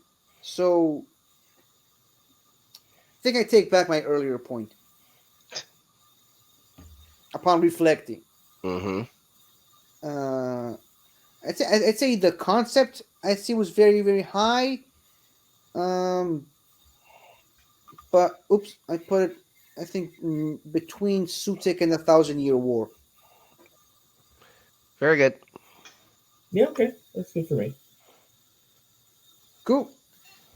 Now, I just want a larger subject, just talking about unit, but individually, what about Mike Yates? I mean, Richard Franklin is still alive. He has come back to play the character on audio on multiple different platforms, Big Finish or otherwise. And, he does kind of have a redemption arc in Planet of the Spiders. And, it's a character that I think people want to see back. Mm-hmm. Before he betrayed everybody, he was a really good Yeah. character. and the redemption arc I think really helped. So what do we say about Mike? I really enjoy unit stuff. Since we can't have the Brigadier, Yeah. why not Well, have an old Captain Yates Yeah, I was thinking interact the same with thing. Kate Stewart in unit? I was definitely thinking the same thing. I think it's easy enough to bring him in now that the unit looks like it'll be a bigger part of Doctor Who now. Again. Yeah. I mean, just have him having it hanging around the unit Avengers Tower. Just being like a consultant kind of thing, maybe. Definitely got the experience. Yeah. And RHIP, rank has its privileges. Mm-hmm. It's true. It was his line. So Yeah. high, middle. I think he could come. I think one day I shall come back. I think he could come back. The way you're talking, I think he could be on it. Yeah. Here, there's Zagreus, Sutik, I'd put it. The likelihood. I'd put him over the Valiant. over the Valiant. Okay. Oh yeah. Yeah, easily right around there. It's funny to put him right next to the Thousand Year War because Richard Franklin actually played Davros' father in the Davros miniseries. That was pretty fun. It's all coming together. So, yeah, it's all coming together Oh boy. with Davros. Now here's I think just Yeah. it's a no-brainer. It's a top tier it's an instant top tier. Mhm. Captain Jack Harkness. Yeah. Do we even need to discuss? Nope. I mean, he's more likely to show up than Torchwood. Yep. Totally. Like, come on. I think they're going to be intrinsically linked. So as soon as one shows up, the other one's there. So, yeah, 100%. That's right. Remember, Captain Jack did show up in twice during the Jodie Whittaker era, and Torchwood didn't. Yeah. But all we need to do is mention Torchwood, right? Isn't that what you said? True. Yeah. It'll be there.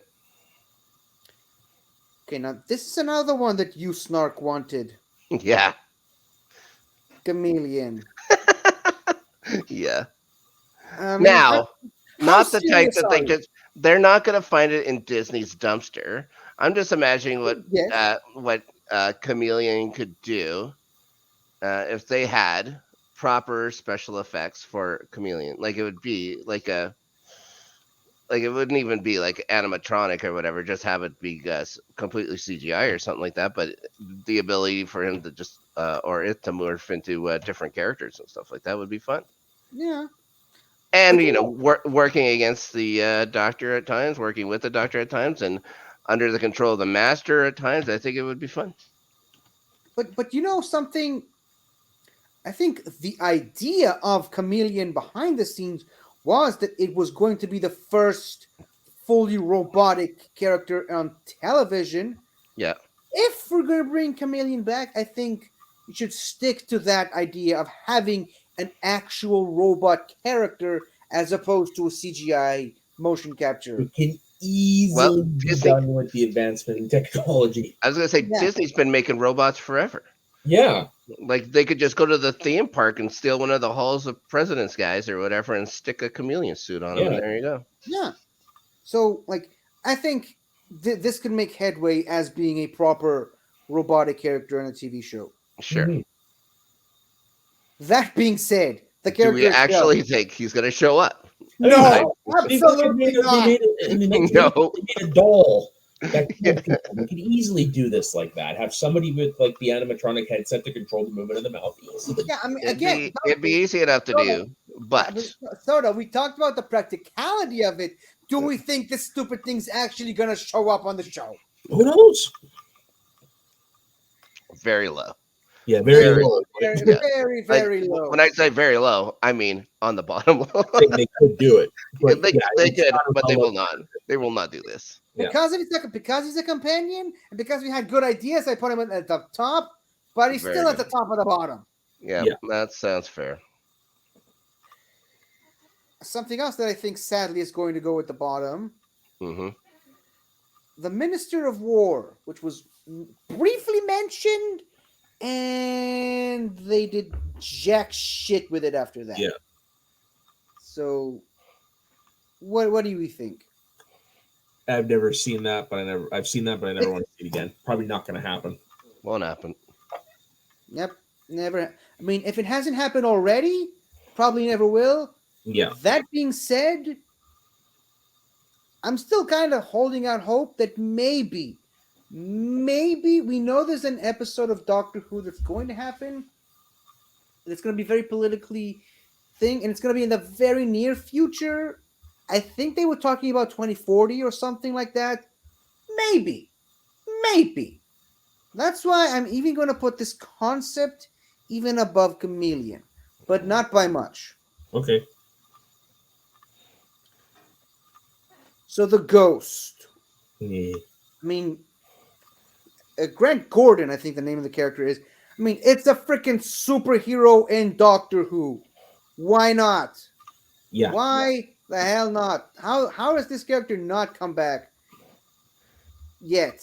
Is what's bothering me here.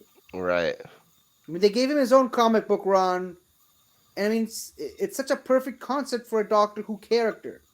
I mean, if you're gonna bring actual superheroes into Doctor Who, Yeah. Why not? the way they did it was really good. I'm not hearing a lot of agreements on. I mean, I would like it too, but it's probably not going to happen. It was just a one-off for a Christmas special. True, very, very true. I don't By see the it. way, what? I don't see it coming back. Yeah, me neither. I'm sorry to say this, but me neither. By the way, how cool is it that his mask is basically an upside-down Batman mask? No, it is. Oh, yeah. Cool. So, do we put him at the bottom or, near the bottom? Near the bottom, I think Near the it's bottom. fine. Yeah, it doesn't need to be on the bottom. Yeah, he's a really good character. Speaking of good characters that might not be coming back. Oh, wait, that's still further on the list. Sorry, my bad. Cardinal Elistra. I mean, we talked about the other version of the character, played by Jacqueline Pearce. Of course, she passed away, so she can't come back, but this is the Caroline Pickles iteration. I mean, Cardinal Elistra is a major character. She could come back. She could not. Also, I think I'm just trying to convince myself at this point. Bottom. Yeah. Maybe it may. Yeah, it would have to be on the bottom, I would imagine. Yeah, bottom. And you know what? Even below the Mara and Fenric, at least these characters actually did appear on the show. Cardinal Elistra did not. Right. Speaking of a character that actually appeared on the show, Nyssa of Kraken. Yeah. Oh yeah, why not? If we are in the trend of bringing classic companions back, I think Nyssa is probably next on the board. We had Tegan, we had Ace, we had Mel. We gotta bring back Nyssa. I mean, and I also Ian and Joe, sure, but I would love it if they bring her back with in a master storyline. So you can get a mention of a new body at last. Jeez. A new body at last. A new body at last. I mean, Mhm. of all the companions, I don't think any other companion is that much intrinsically tied to the master as Nope. much as Nissa is. And you know what? They did bring Nissa back in the promo that they brought back Tegan, where they hinted that the Mara is still hanging around. Right. Yeah. I mean, this could be nothing, but this could all just as well be something. So Yeah. I'd say, go ahead.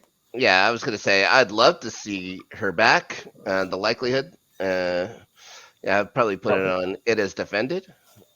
It is defended. Wow, really? Yeah. I was gonna go. One day I shall come back. Well, yeah. I just yeah. Unless they're gonna be doing a master storyline, I don't see why, or I don't see how they could have her come back. I'd say between Stockbridge and Longborough. Sure, yeah, right at the top. Yeah, right there's good.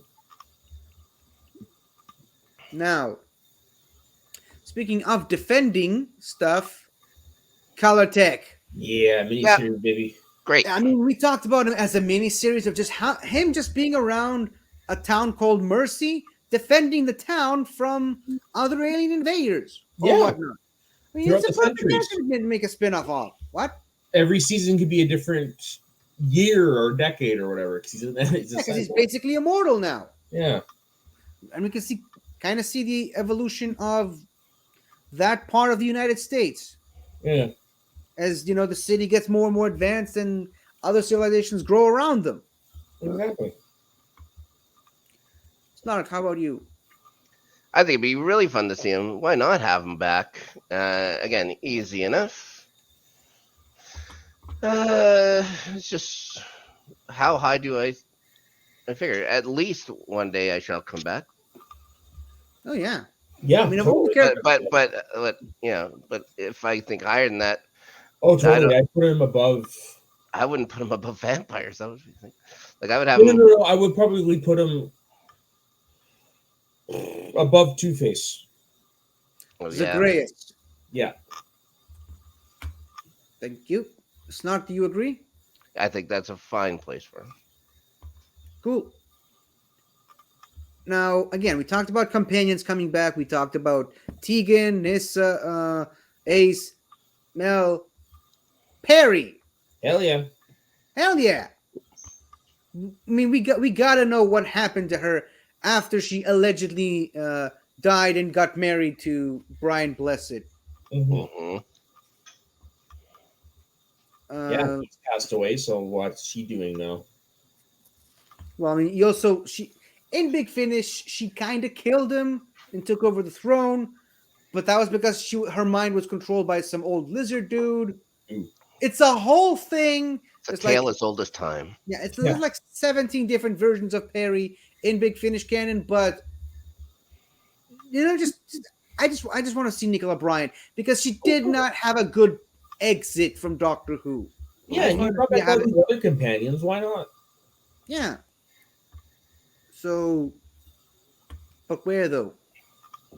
I would put her high up, honestly. High up, okay. I'd probably have her right around the Nissa spot, wouldn't you? Because I mean, like the likelihood of each is about the same.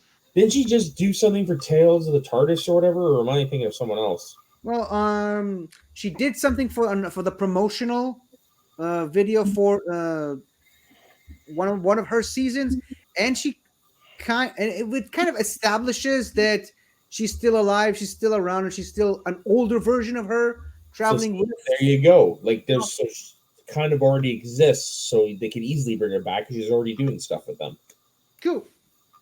You know, she never really left. I mean, she still played the character on the finish. You know what I mean? You know what I mean, though. Like, I mean, she's still involved with them. Well, I was using it to enhance your argument. That's what I'm saying. Yeah, sorry. So I mean, like, she's clearly still involved. So she could easily just come back. So that's why I would have her high up. I put her right next to Nissa. I think I would put her above Nissa. Above Nissa, really? Yes, because I think I do think she's more likely to come back. All right, cool. So, Snark, this is where we leave you? And this is it for me. I've already gotten the look Oh yeah, so sad. Ah, I'll have to I- do the holiday style things. Oh, Yeah. I'm seeing some good ones in there. that's so sad. Well, first of all, I do have the Valyard. I'm just noticing, Mhm. but right next to the Valyard, it's so sad because there's someone else I think you would have been very excited to see, but Let's see. alas. Uh, well, you know that I'm watching the show, so you know I'm going to be putting a tier list to both of you.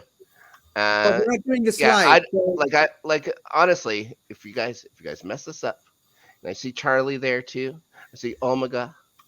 If you guys mess this up, You you know, guys are in the F tier to me. F tier hmm, all right, forever. we'll okay. take that into consideration. Okay, good.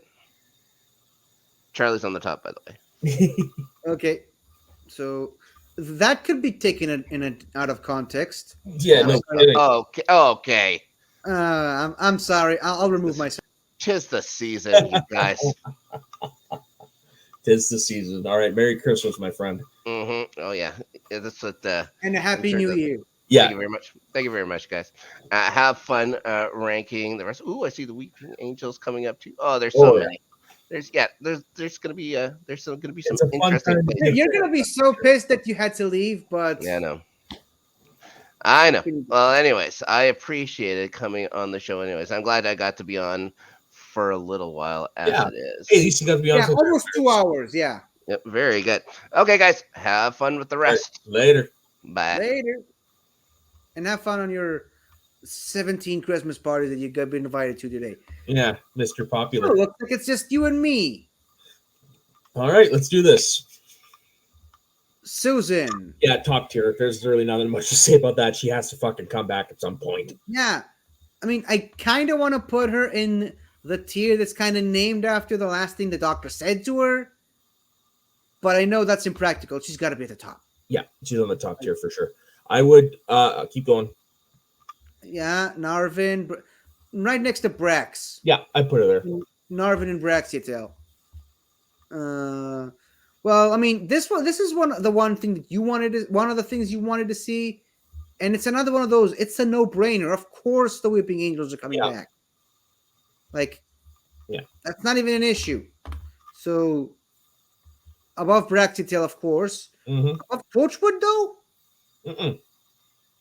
the right Right between there's Torchwood and Brax. Yeah. What is that? Hold on. Oh yeah. Where's the picture? Where are they? Oh, okay, I remember now. Where's the picture? Did I not upload it?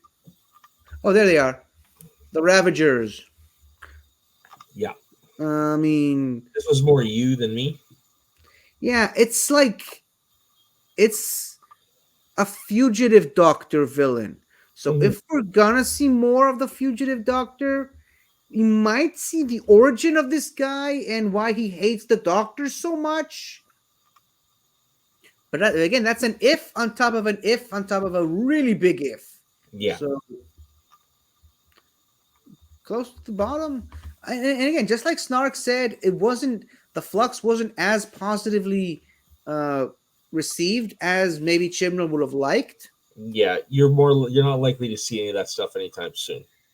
But I still wouldn't put him at the bottom, though. Nope, I put him in the. It's been pleasant. It hasn't been pleasant. Yeah, that's what I meant. Now, here's another one of you. Mm-hmm. And again, as I mentioned up top, the images are a little bit messy over here, so try to be patient with us. But shit, what's the name? What? Idris. Idris, yeah, Idris. You know that one time where the TARDIS became a woman. I think the likelihood is zero. I know.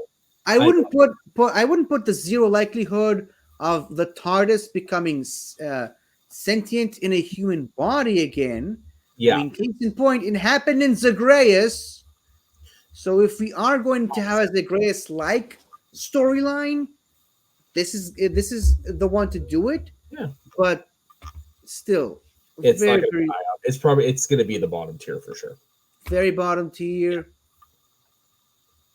how bottomy ish?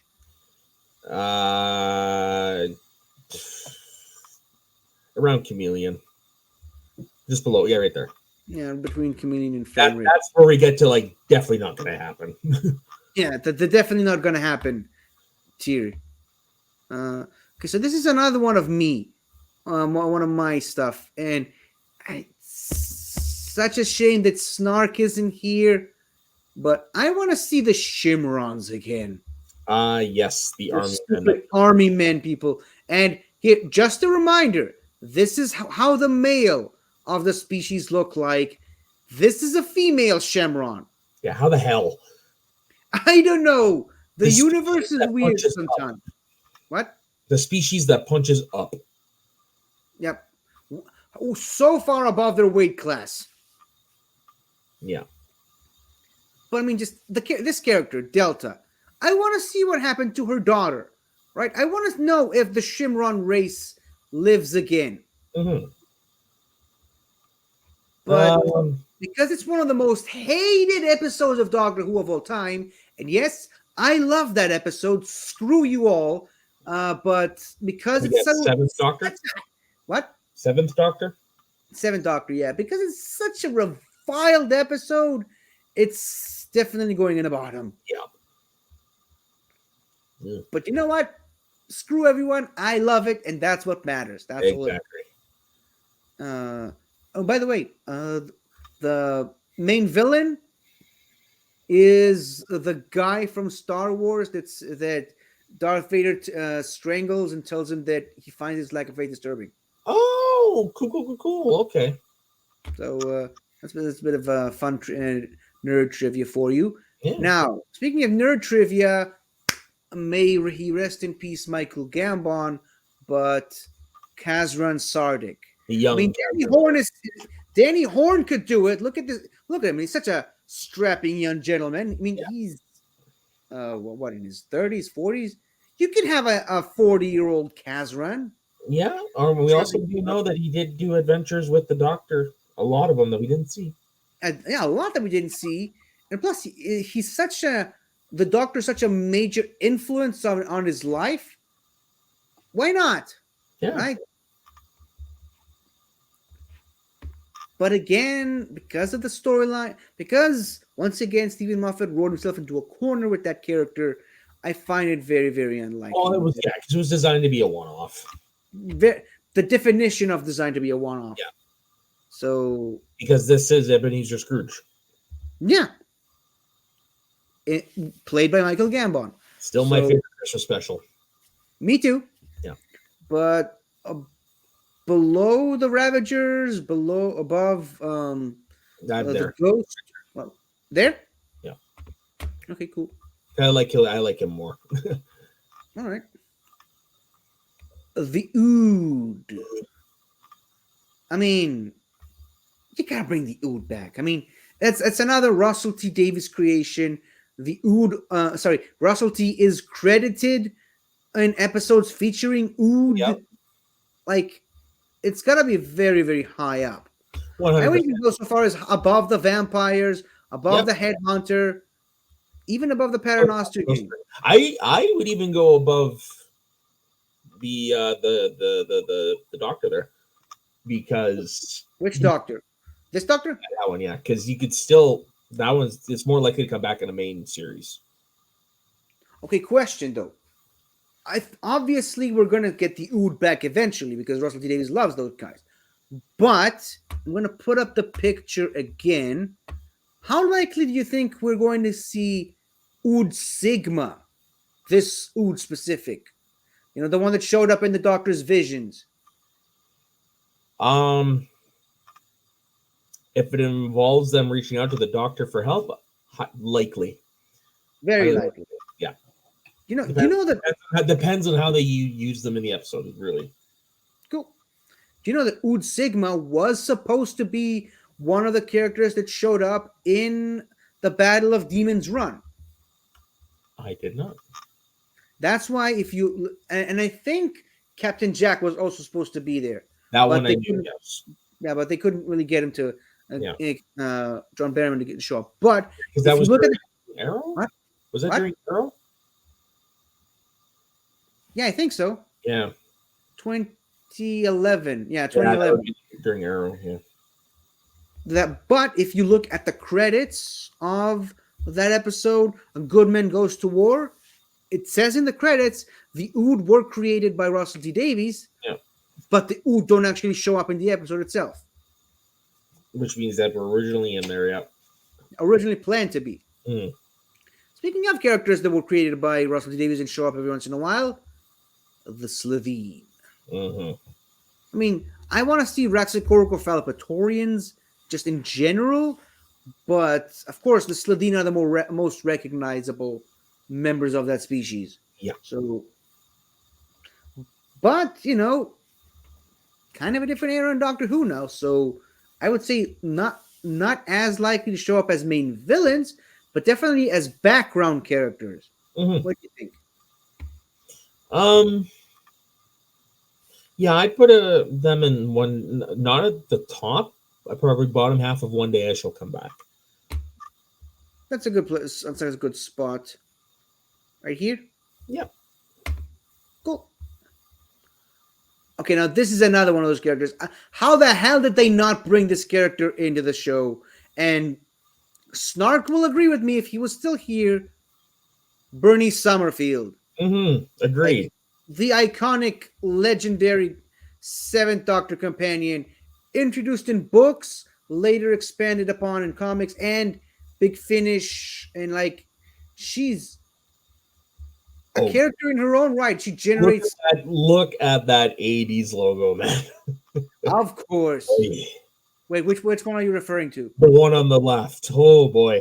Oh, dude, that was the Doctor's. I know. I know. Gotta love it. Logo for the Seventh Doctor era. Gotta love it. Sorry. And you said nothing about the cat in the other one. Well, that's normal. The cat with the gun. That's normal, dude. I have my shower curtain is a cat riding a unicorn holding a golden gun. I've seen that picture. Yeah. And I love it. I've seen it on a t-shirt. Yeah, it's actually from a video game, but I didn't know it when I bought the curtain. But yeah, that's my shower curtain. I didn't know that. Yeah. Cool. I didn't know it was a video game. Mm-hmm. I didn't either. I mean, if they're going to bring back Bernice Summerfield, I mean, oh, shit. Why is this happening to me? The actress. Oh, shoot. Could you look up the actress? Hold on. It's gonna kill me. It's gonna kill me. Lisa Bowerman. Lisa Bowerman, yeah. Dang it! If they're gonna bring Bernice Summerfield, they gotta bring Lisa Bowerman. She's such a major influence, such a major force in Doctor Who for a number of different reasons. Like, please bring us Bernice Summerfield, played by Lisa Bowerman, who was the partner of the late great David Warner for the last 16 years of his life. True, yeah. Did not know that. Cool. And David Warner also showed up a lot in Big Finish Doctor Who.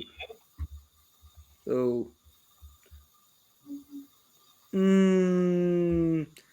definitely next to Brax.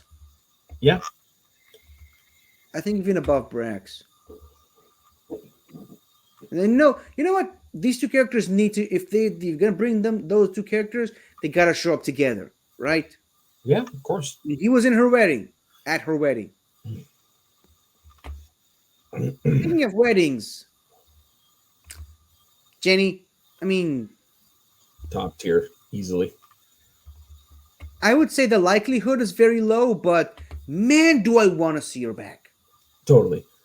Yeah, she doesn't really do much anymore in terms of acting. Yeah. I mean, outside of just, Big Finish. Yeah. Because, that doesn't really require moving around the country too much. Mm-hmm. But how high or low on the top tiers do we want to see? Because she's not likely, I would probably put her low on the top tier. Below the vampires? Yeah. So, fun fact: when she did one of her Big Finish box sets for Ginny the Doctor's Daughter, she did a Q&A, as all actors do when they they have a box set coming out for Big Finish. So, one of the questions that she was asked in the Q&A was, "Would you ever consider playing a character in either Star Wars or Star Trek?" And do you want to know what the answer she gave was? Neither. She's in Doctor Who. No. Oh, okay. She said, "It's incredibly kind of you to think I know the difference between Star Wars and Star Trek." Awesome. Always gotta love the brutal honesty. That's She's a wonderful human. David Tennant is a lucky bastard. Okay. Yeah. Speaking of lucky bastards, and who were in an episode with David Tennant, the Lady Christina, and I specifically chose this picture from the Big Finish series to, hey, she is still around. She does still enjoy playing this character in Doctor Who. She could still come back if given the right amount of Disney money. Yeah, why not? So why, again, I think we've been overusing this word, this term, all throughout the episode. But why not? Apropos. What? It's apropos means it's appropriate. If you say so. I do. So, but the question still remains: how likely is she going to show up? Not likely. This is more a fan thing. Very fan thing. So, I put her right in the category of Astrid, Bill, Kazran, Grant. This is sort of become the tier for the unlikely to come back companions in a way. Pretty much. But where on this tier though?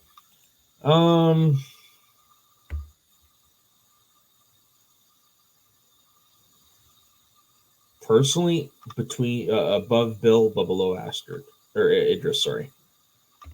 No, that's Astrid. Yeah, sorry. This is Idris. My bad. Sorry. Yes, I did get it right the first time. Okay, now this is a character I think everyone wants to see this character come back. The Fugitive Doctor. Seriously, Jo Martin nailed it out of the park in her first 5 minutes of on screen as being the Doctor. And there's a really good reason why they kept bringing her back in Jodie Whittaker's era. She deserves more screen time. Of course, she is getting her Big Finish series eventually at some point, but I just want her back on the show as the Doctor. Agreed. I think we can both agree that this is the first to break the second row of the top tier. But how likely, though? Not likely at all. Not likely at all, you say? Really? No. Sorry, my bad. Now. What is happening? I don't know. I'm having my massager going right now, so I'm a little weird. Oh, you poor thing. Shut up. It's called getting old. In my day. Pretty much. I would actually right there is good. Really, at the bottom? No. But it all depends how likely is the character to come back. I agree. Top tier, yes, but how likely is the character to come back? I would say more likely than Jenny, the vampires, and Hunter. I would put her not higher than the Ood. Yeah, see, that's where I was going to put her based on that. What's the likelihood? So that's exactly where I was going to put her. Right. Now another character that came back in Power of the Doctor, Jo Grant. Yeah, bring her back. Now why not? And she did come back, and she repeatedly still comes back for the Blu-ray promotional videos. She just recently did another one where they actually addressed the fact that her husband in the show, which was at one point her husband in real life, passed away.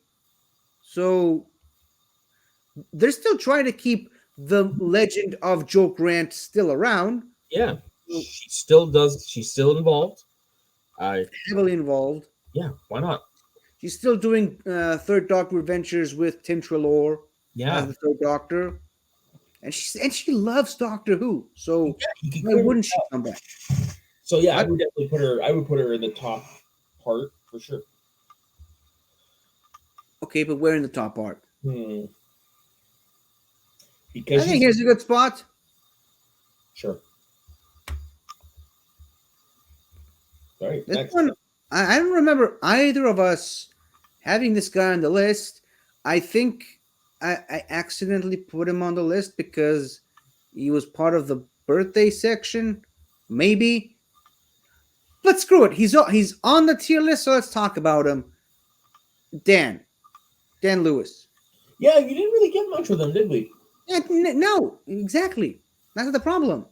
He was really good, Yeah, but I mean, it was kind of because of how messy the flux was. It was kind of rushed into things. He didn't really get enough time to develop him, and by the time he actually starts to, develop as a character, he gets up and leaves. yeah.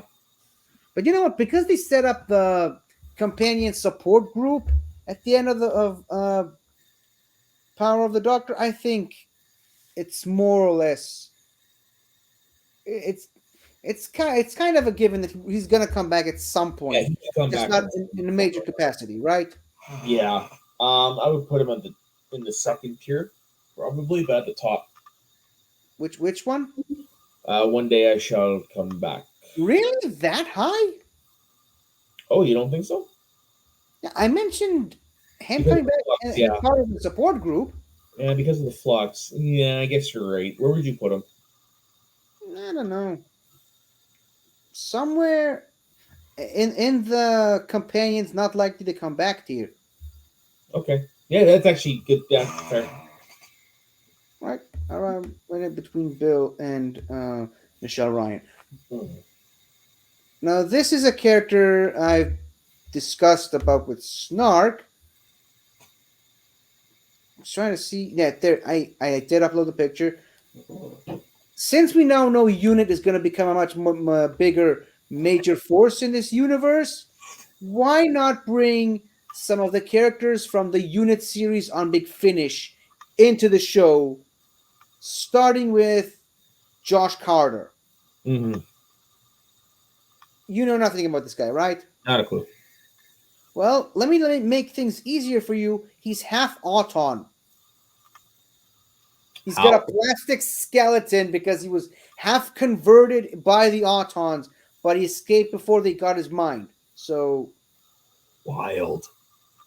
you see, so he's got super strength and he's a unit captain.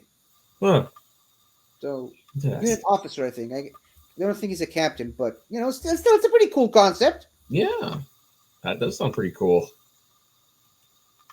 There's some stuff they can do with it, and just acknowledge the fact that he exists. Mm-hmm. He's a big character on the Big Finish stuff, which also features Gemma Redgrave as Kate as Stewart. Kate Stewart. Why not bring him on there too? And obviously they introduced an interesting new character with Shirley M. Bigham, Mm-hmm. but pepper in some more of the supporting cast of Unit. Yeah, why not? But where though on the likelihood scale? Not likely at all. So probably, You just I had would to have it. blow the wind out of my sails, right? Yeah, well, you got to think reality here sometimes. Yeah, it would be too high up. Bottom tier. Yeah, I'm good there. Bottom Cool tier. concept. Don't get me wrong. Like you made me want to see him, but in reality, Okay, this next one, I think it's another no-brainer. They gotta show up again. The Jadoon, and I'm only putting them on because you put them on the list when we did our thing. But I mean, Bring it back, baby. the Jadoon very recently came back in the Jodie Whittaker era, and they're such a majorly established thing in Doctor Who, and they're a Russell T Davies creation. Like all the recipe, all the ingredients for the coming back recipe. So, Exactly. oops, sorry. Top tier, above the Ood, even Yeah. above Frobisher, Narvin, and Susan. Yeah, because based on Actually, their no, screw it. Right next to the Angels. function in the universe, they're pretty likely to come back. Yeah, of course. Okay, now this character probably will never show up, but boy, do I want him to. Shade. I freaking love Shade. At Time Lord Black Ops operative. They went very literal with the name Black Ops, but Yeah, no kidding. I mean, just look at this character. Doesn't this character look like he would make an amazing character in live action? Totally. I mean, like, he's a secret agent that does dirty work that the Time Lords are too afraid to get involved in, and he can hide in shadows, literally. Just like he hides in your shadow and comes out of your shadow and attacks. And you know what? He's a good guy for the most part. So why not? Yeah. But probably not likely to come back, honestly. Probably not. And if so, probably not with this design. No. No. It's probably bottom tier. I mean, what works for a 1980s comic book doesn't necessarily work for a live action TV show in 2024.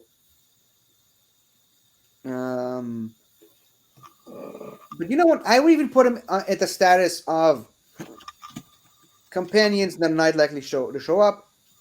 But I'd put him above the Ravager.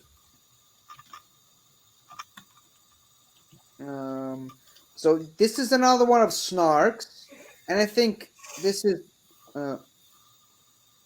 probably the one that's more likely to show up than not. Romana. Oh yeah. Romana Drug. Obviously, Mary Tam can't come back because, well, she's no longer with us. Lala Ward is still with us, but if you go with the direction of a Big Finish realm, Juliet Landau, why not? Yeah. So, but then again, this is definitely a top tier one because it's one Russell T Davies has been asked about a lot.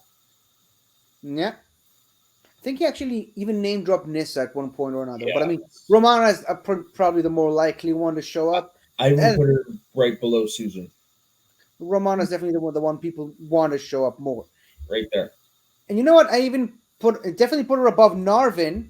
If they're gonna do what me and Snark said that they should do, they should do the Gallifrey series with Romana, with Narvin, with Brax, and at least one K9. So, there's Romana. Yeah. All right, next is another one of Snark's, and I think probably the easiest thing to bring back. Bessie! Naturally. Although, would you update Bessie? Absolutely no. Okay. Keep Bessie as is. Just could do what they did with K9 and in School Reunion, where he doesn't work at first, and the Doctor goes and fixes him, and he's up and running again. So you could do the same with Bessie. I mean, we saw behind the scenes images of Ncuti Gatwa and Bonnie Langford on a unit, not maybe a unit, but just on a motorcycle type thing. Yep. Probably on a unit mission. You cannot convince me that Kate Stewart doesn't keep Bessie somewhere in one of the unit warehouses. waiting for the day that the Doctor would want to use it again. So, I Hey mean, man, 14 needs a way to get around London if he's going to be staying back and relaxing for a bit. Sure. So I think this one is definitely a no-brainer. Yeah. Shoo-in for the top tier, even above Bernice. And you know what? Just shy of the Jadoon, I think. Yeah, this is a good spot. Okay, now this one, not really liking this thing's chances though. Not Vincent van Gogh himself, just the concept of Van Gogh-like paintings spelling the future for what's to come in episodes. Or, just other artists painting images of what the future will bring for the Doctor. I mean, yeah, why not? There's plenty of artists out there you could do this with. Yeah, So, so could you imagine the Doctor as a Picasso? I can see that, yeah. So, but here's the thing though, how likely? Not likely at all. Oh, really? I'd say it is defended. All right. That's as high as you're willing to go? As high as I'm willing to go, yeah. But I'd still put it above the Satanists because Mhm. give me a break. Come on. Agreed. Sorry, Snark. Sorry, Snark, but here's another thing that I don't see is very likely. The Reborn Master. Yeah, probably not. The Alex McQueen Master. I mean, people do like those Dark Eyes episodes. Just, I think the ship has sailed as far as seeing this Master in live action. Yeah, pretty much. So, I mean, at least they gave us this. You tried to kill me with biscuits. But yeah, we'll probably never get to see him again, which sucks. I think he could have been given it a better shot.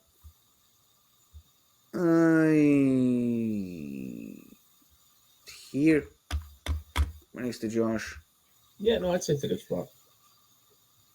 This one though, you gotta bring back at some point Martha. Oh, totally. I mean, if we're staying with gonna have more unit stories, you gotta bring Martha. Come on. Now, granted, she's not unit anymore. She doesn't work in unit, but still, she put a lot of work into it. Like, free management can definitely slip right back into that role, no problem. So I don't see why they haven't brought her back yet. So Yeah, so I agree. Russell T Davies is probably going to do it. So. Yeah. Again, another Russell T Davies original. But where though? On the scale of the companions who have a high shot of coming back, or Higher. Yeah, I would probably put her in there. Yeah, Here? right above there. Yeah, right above the. 8? Yeah. All right. Okay, now I've said this a while ago. This has a lot of spin-off potential that I'm shocked they didn't go that direction. Not even on Big Finish. But Clara and Me, Agreed. the name writes itself instantly. Yeah, Now, you're right. Granted, it's been a while. The actresses changed a bit, and the whole part of the show is the fact that they're not supposed to age ever. Which is why Big Finish is the way to go, or Big animated, Finish is the way to do it. What? or animated. Yeah, animated works too. So if it's an animated spin-off or a Big Finish spin-off, it's a definitely. Mhm. But if it's on the show, definitely not. Yeah, so it's probably it's not going to be that high up. I'm thinking in the bottom of it is defended. You would put it below the Satanists. Above. I'd say because it has spin-off potential, even above the painting thing. Okay, yeah. Okay, now this one's interesting. This one's very interesting. Missy. I mean, I never believed in a million years that they would have brought the John Sim master back and have two masters in the same story. Again, opening the floodgates. This is possible now. Yep, and It plus, could. what did we see at the end of the giggle? Somebody with red fingernails picking up the tooth. And what does Oh Missy have? yes, Red fingernails. So anything's possible. of course, everything is possible. I would say, and again, it's not a Russell T Davies creation. But it's one of the best ones that's not. Yeah, definitely. So that's why I'm putting it here. Yep, I agree. Just because it could still be, a version of Missy that picks up a tooth. You never know. Yep. Now, the monks. I don't anticipate much from the monks. Me Just, neither. I really wish we got to see a better version of the monks.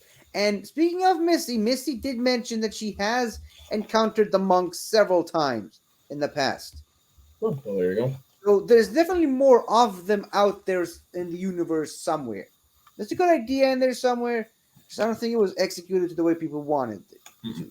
But still very, very low likelihood of it ever happening. So even less than the Ravagers, I think. Because the Ravagers at least have a connection to the Fugitive Doctor, which is a high likelihood of showing up, according to us. This one is less likely day by day. Leela. I think Leela is definitely in that caliber of companions we want to see back. But probably But not. if there were plans of bringing Leela back, they probably would have done it already. Yeah. Or we've heard about it already. Yeah, so that's one I would definitely put in. Unfortunately, has been pleasant because Yeah. more wishful thinking than anything else. The wishful thinking tier, I think. But definitely above some of these other companions. Yeah. Screw it. Yeah. Here. What's next? Okay, so this is another one of Snark's, and this is definitely going in the bottom tier for me. But the Clockwork people from the Time Works Big Finish episode, I mean, it's sort of you had to be there to understand to get where he's coming from. You really have to watch the episode that we did last week, which I know you don't watch any of the episodes you're not in, I but don't even watch the episodes I'm in. you don't watch anything. Pretty much. So yeah, very low likelihood, but at least it got a mention in this episode because Snark brought it up. Yeah, I mean, I don't know much about it, bottom tier, but I'll give it good marks for that picture. Oh yeah. The guy doing the artwork for the Big Finish covers really knows what he was doing. Okay, so the Rutans. I still don't understand why we've seen lots of episodes with Sontarans, but only one episode with their arch nemesis. And they never show back up again. What? So the arch nemesis, the giant jellyfish. The giant mind controlling jellyfish. Like, why have they not? I get it. It's not a very appealing look, but why haven't these guys appeared as often as the Sontarans? Well, When we hear about the Sontarans fighting these guys, we barely do see them on screen ever. maybe they just haven't had any reason to bring him back yet. What? I mean, maybe they just haven't had any reason to bring him back yet. Of course, they have a reason to further their Sontaran Rutan war. I meant from a writing standpoint. There has to have to serve a purpose for the story. Maybe they just haven't thought of a good one yet. Yeah, maybe. So I'm sensing a not very high likelihood of coming I back. mean, if anything, it would probably be a spin-off. Unless it's a main villain for Shooty, who knows? Where would you put it? Well, based on your input, somewhere down the middle. Yeah, okay. between Marinus and Stockbridge.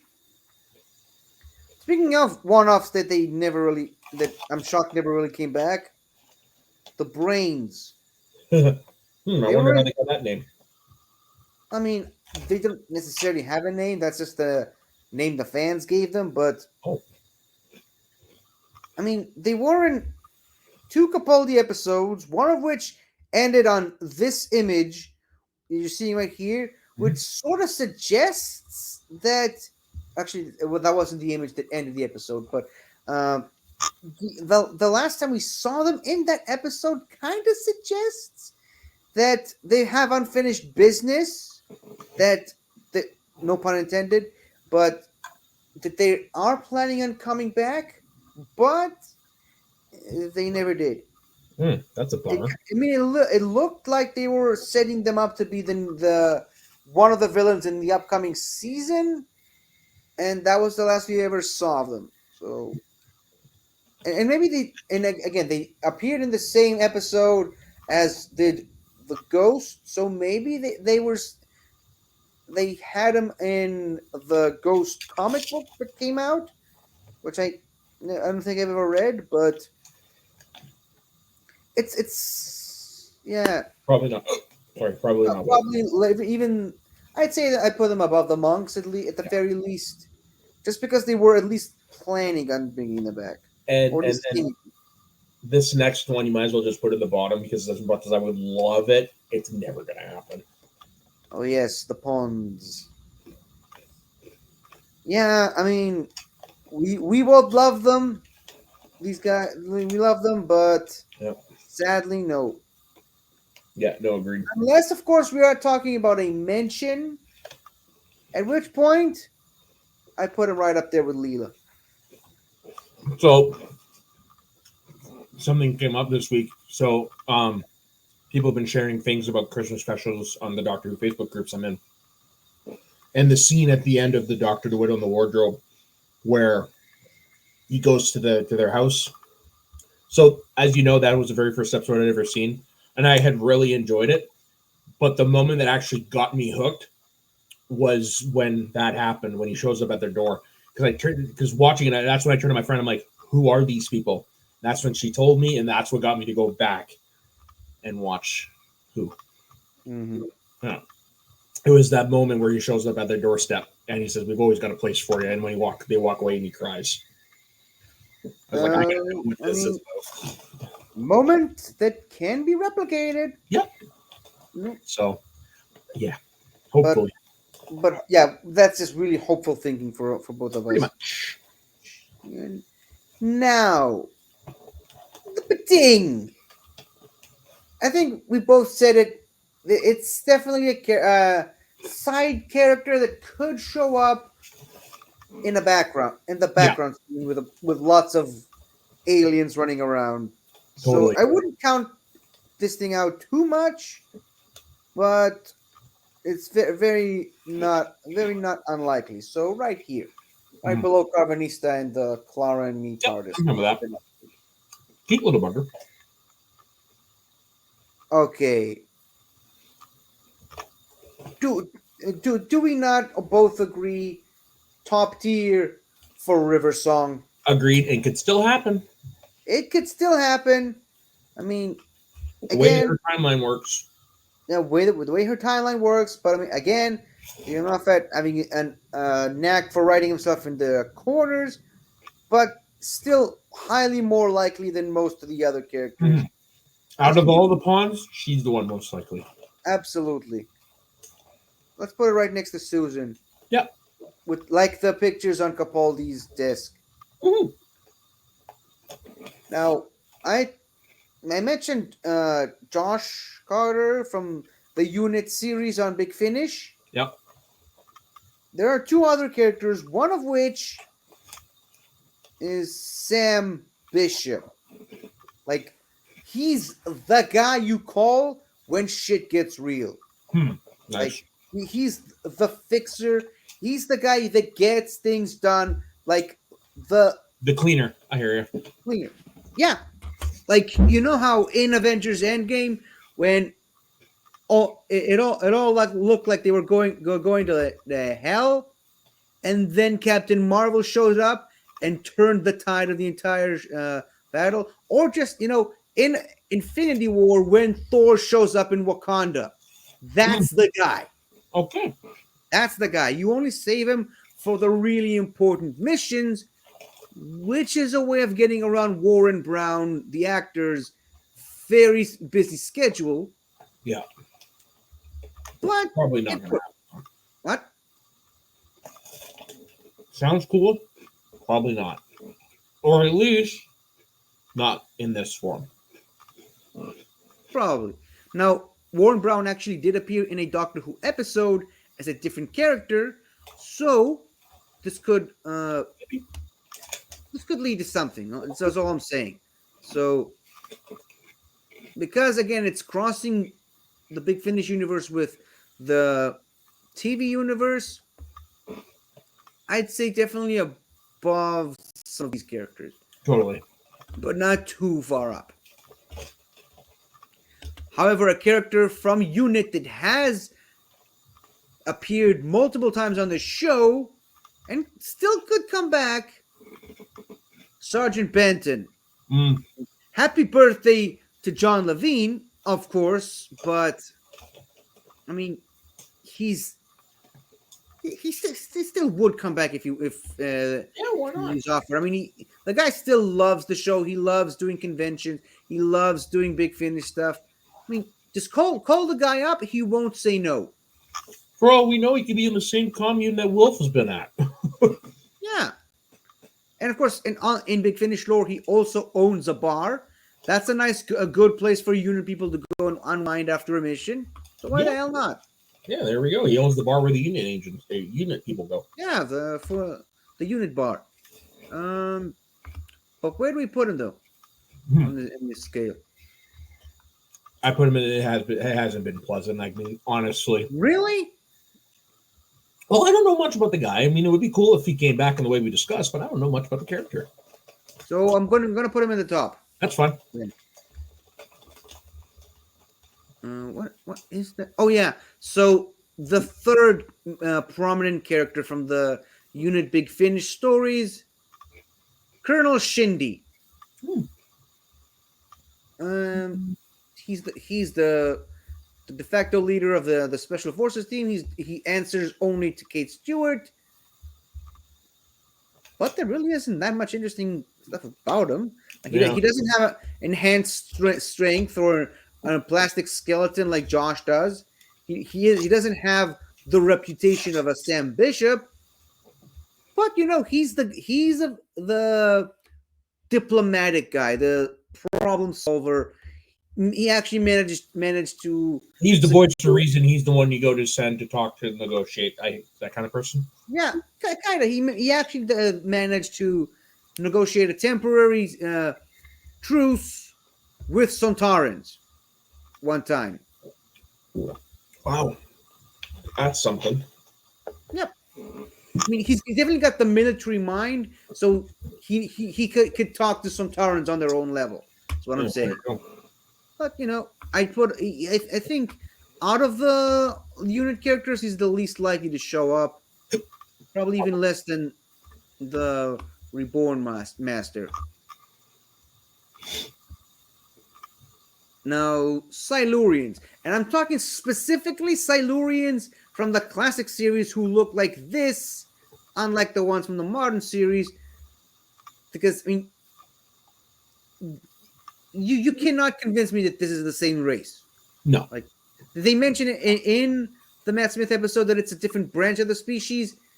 I want to see this design again, updated to look with modern visual effects. Snark would love this costume. Yeah. To show up in the original and to show up how it looks in this. But I give me the original Sontarans with the third eye and with the heat wave and the. It's the one that looks most like the creature from the Black Lagoon. Yeah, exactly. I think we're definitely going to see some Silurians at some point, but do we see them in this form, though? Probably not, if I'm being honest. I mean, I liked the updated that they did for the design of the Sea Devils when they show the Sea Devils in the episode in Jodie Whittaker's penultimate episode, but I'd say these guys definitely have a middle shot of appearing, probably even more so than the Rutans because the Silurians are the more popular characters. Yeah. Aliens, whatever. How about the Autons? Yes, I can see them coming back. Me too. And I just like do another proper Auton story. You don't just have to relegate them to just side things like they did with the Pandorica episode. Like you can make a good story about the Autons, and especially in today's modern context with the 100%. way global warming and pollution is going. So 100%. Yeah, bring those fuckers back. well, I don't appreciate you calling them fuckers, but okay. I would keep going. Oh, keep going. Yeah, I would right there. Okay. Yeah, just because I could see them more likely coming back from the Paternoster gang because that's a specific thing, whereas the Auton is just more of as a monster, you can really put them anywhere. Yeah, it's a species. It's a species, yeah. So you could literally have them at any place in time. Hell, for all we know, that could be they could be the villain in the episode where Shirikawa goes back and meets Jonathan Groff. Who knows? Yeah. Now they look human-like at times. So Yeah. Now the stanza. Now, I'm not talking about Tim Shaw specifically. I'm talking about those species because, as I said a couple of episodes ago, it looked like they were setting up for something with this species and forgot about it. Mm. So that's what that's what I'm saying. So maybe we can learn more about the stanza, but because they gave up on them in the middle of their own season. Yeah, very unlikely. What? I would put them. I'm thinking one day I shall come back because I actually wouldn't mind. Really? Yes, that is one I wouldn't mind. I'm not saying at the top, but Wow. yeah, bring him back.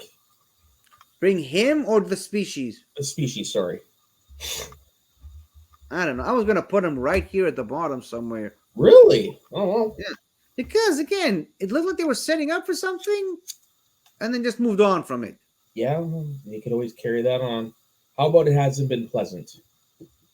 Bottom. Yeah, that's a good middle ground. Yeah. Where? Keep going. Yeah. Yeah, right there. It's good. Okay. Because, like you said, it's more the race than the person. So sorry. Are you done? Yeah, I'm done. The Sycorax. Again, Yeah, it's a Why haven't they species. come back? What? Why haven't they come back? Good question. I mean, again, it's a species. We talked earlier about Sean Carlson. He played the Sycorax captain, the leader. Ooh, the one on the left, right? Yep. Okay. Still let don't me- much. I still much prefer to see him as Narvin, but I mean the Sycorax. I mean their design is very very cool, very striking, very catches your eye. Yeah. So why haven't they come back? Right, because the last time we saw them, at least the last time I saw them, was at the end of the Christmas invasion, where they were killed. There has to be, people close to those that died who want revenge. Yeah. Or just other branches of the species. Yeah. They look like a pretty big empire. Mhm. And there was a cameo of one in a Jodie Whittaker episode. Hmm. So they're still around. They're still hanging around. Yeah. Where haven't they been brought? I mean, there is a comic with one of them, but not as a villain, but not the big main threat, just a one-off villain. So why not bring Yeah, why these not? guys again? I'd say somewhere in the middle, right above Dud Boulder. Yeah, I'm good. I'm good there. Next, hold on. What's next? Oh yeah, I want to see more of Tecteun. Like, it's another one of those things. They introduce something very interesting, something from the Doctor's past. Essentially, the Doctor's mother, adopted mother, Mm-hmm. and again they kind of dropped it. Of course, she's dead, after Swarm killed her in the Flux, but Doesn't mean the Doctor still can't talk about her. true, or that we can't learn more about previous incarnations of Tecteun from the past. Mm-hmm. So anything could work. I think Tecteun, whether it's he or she, still has a higher likelihood of showing up than other previous stuff. Definitely more than Dream Lord and maybe even the Slitheen. Right, because you have that familial connection with the Doctor. Yep. So something I'm suddenly realizing probably doesn't have a good shot of coming back. The Salacians. Probably not. Yeah, I mean It's- they barely made it. They barely made it into Doctor Who proper to begin with, but still, I'd like to see this design, the shark people design. Mhm. So, That looks pretty cool, but yeah, I'm with you. Probably not going to happen at this point. yeah, we're lucky we got them for in the Big Finish ones that we did. Now, something I don't think anyone's gonna argue coming back. Rassilon, Agreed. definitely a top tier. This Rassilon is not a character you say no to when it comes to bringing it back on Doctor Who. Just a- But what? I was going to say it's a bummer that we probably won't get Timothy Dalton back because that character version's regenerated. But Oh, I mean, never say never. true. I mean, it is Doctor Who, after And all. wasn't he supposed to he was up for coming back? Was I not mistaken? Oh yeah, and then they give it to Terrence Hardyman, I think, in a couple of episodes. What? So isn't it because of scheduling? So I mean, he could definitely come back. Sure, if they can clear the schedule. Yeah. Would you say here is a good spot or above Bessie? Just below Bessie. Okay, cool. So you want to see Bessie more than you want to see Rassilon, is what you're saying. Slightly, yeah, just because, yeah, I mean, just a little bit. Yeah, this is another one of Snark's, but the Ronnie. Yeah. Now, again, the Ronnie was set to return on Big Finish. They had the whole episode written and everything. Kate O'Mara was up for it, and then she passed away like a week or so before they started recording. So that's why they got Siobhan Redman as the character. I mean, she only had 2 episodes, but I think she made an impression. But here's where the divide falls. One of the reasons they haven't brought her back, besides those 2 episodes that she did, was because of rights issues with Pip and Jane Baker, who are now no longer with us. So any negotiations to bring this character back to Doctor Who would have to go through their estate. So Do that, it. I think, they should, but that is a hindrance. Yeah, as far as as we're bringing- finding out with the first episodes of Who. Yeah, sure. The unearthly child. Yeah. I like to hope that the Pip and Jane Baker estate is willing to be a little bit more flexible with the rights to the Ronnie, but let us not forget, that the rights issues with for those first episodes of Doctor Who are actually mostly coming from the BBC's side. If you get my meaning. That's So, but putting all that aside, all the harshness of reality aside, where do you think she should go on the likelihood scale? on the likelihood, Yeah, top of it hasn't been pleasant, just because, like you said, the rights issues. She's a character that should come back because she's obviously one that made an impact on the fandom, but legal shit be damned. yep. No, I'm going to be honest. I'm not 100% sure on the rights issues with these 2 characters because they've been brought back on Big Finish several times. The Guardians, specifically the Black Guardian and the White Guardian. Now, These if are you're the only in a birds. territory, what? These are only birds on their head, right? Yep. Eesh. But I mean, if you're in a territory where you can bring back the Celestial Toy Maker, and they have been mentioned. They've been mentioned in a Jodie Whittaker episode, which also name drops the Toymaker. Oh, really? So, I mean, if they mention the Toymaker and bring him back, they gotta bring back the Guardians, at least the Black Guardian, because he's the villain of the piece. Yeah, anything's possible at this point. But I mean, we can't kind of have one without the other. So, but again, likelihood. We're talking likelihood here, and for some reason, I'm not seeing it. Yeah, I'm not seeing it Good happen too. either.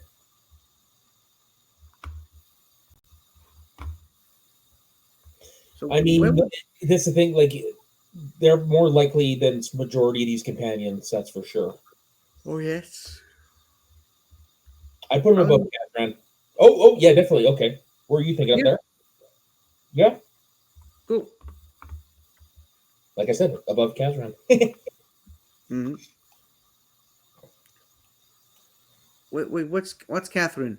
Kazran. Oh, Kazran. Oh, sorry, I heard Catherine. Okay, now this one, I mean, this one is my number one character to come back. I might be alone on this, but the meddling monk. Yeah, I mean, why not? At this point we have the Toymaker back. Let's bring back an even older one. Yes, like he was the OG master before we had the master. What if that's Jonathan Groff's character? I don't know. Well, could be. Could be. Hey, We don't know, and that's the beauty of it.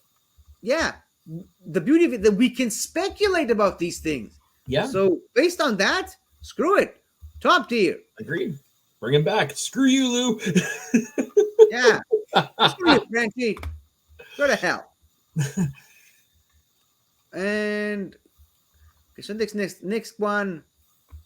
I mean, you said that out of the ponds, River is the most likely to come back. I keep forgetting about him. What about Brian Pond? You're right. He probably is the easiest to bring back. But will they though? No, probably not. I agree. I do wish he got a happy ending though, because that would suck. Yeah. Well, I mean, he's got a grandson that's older than him somehow. Yeah, so that's what I mean. Like, So the tier 4 companions we think we never would come back, or yeah, I would appropriately enough, I would put him beside the pawns. Because I have a feeling if you bring one back, the other isn't too far behind. okay, now this one's for Snark. This was the main one that Snark wanted. Charlie Pollard. Yeah, so you're gonna have to. This is, I'm assuming, Big Finish. Yeah, this is the signature 8th Doctor companion. Very big storyline. She was like basically the Clara for the Zagreus storyline. Oh, okay.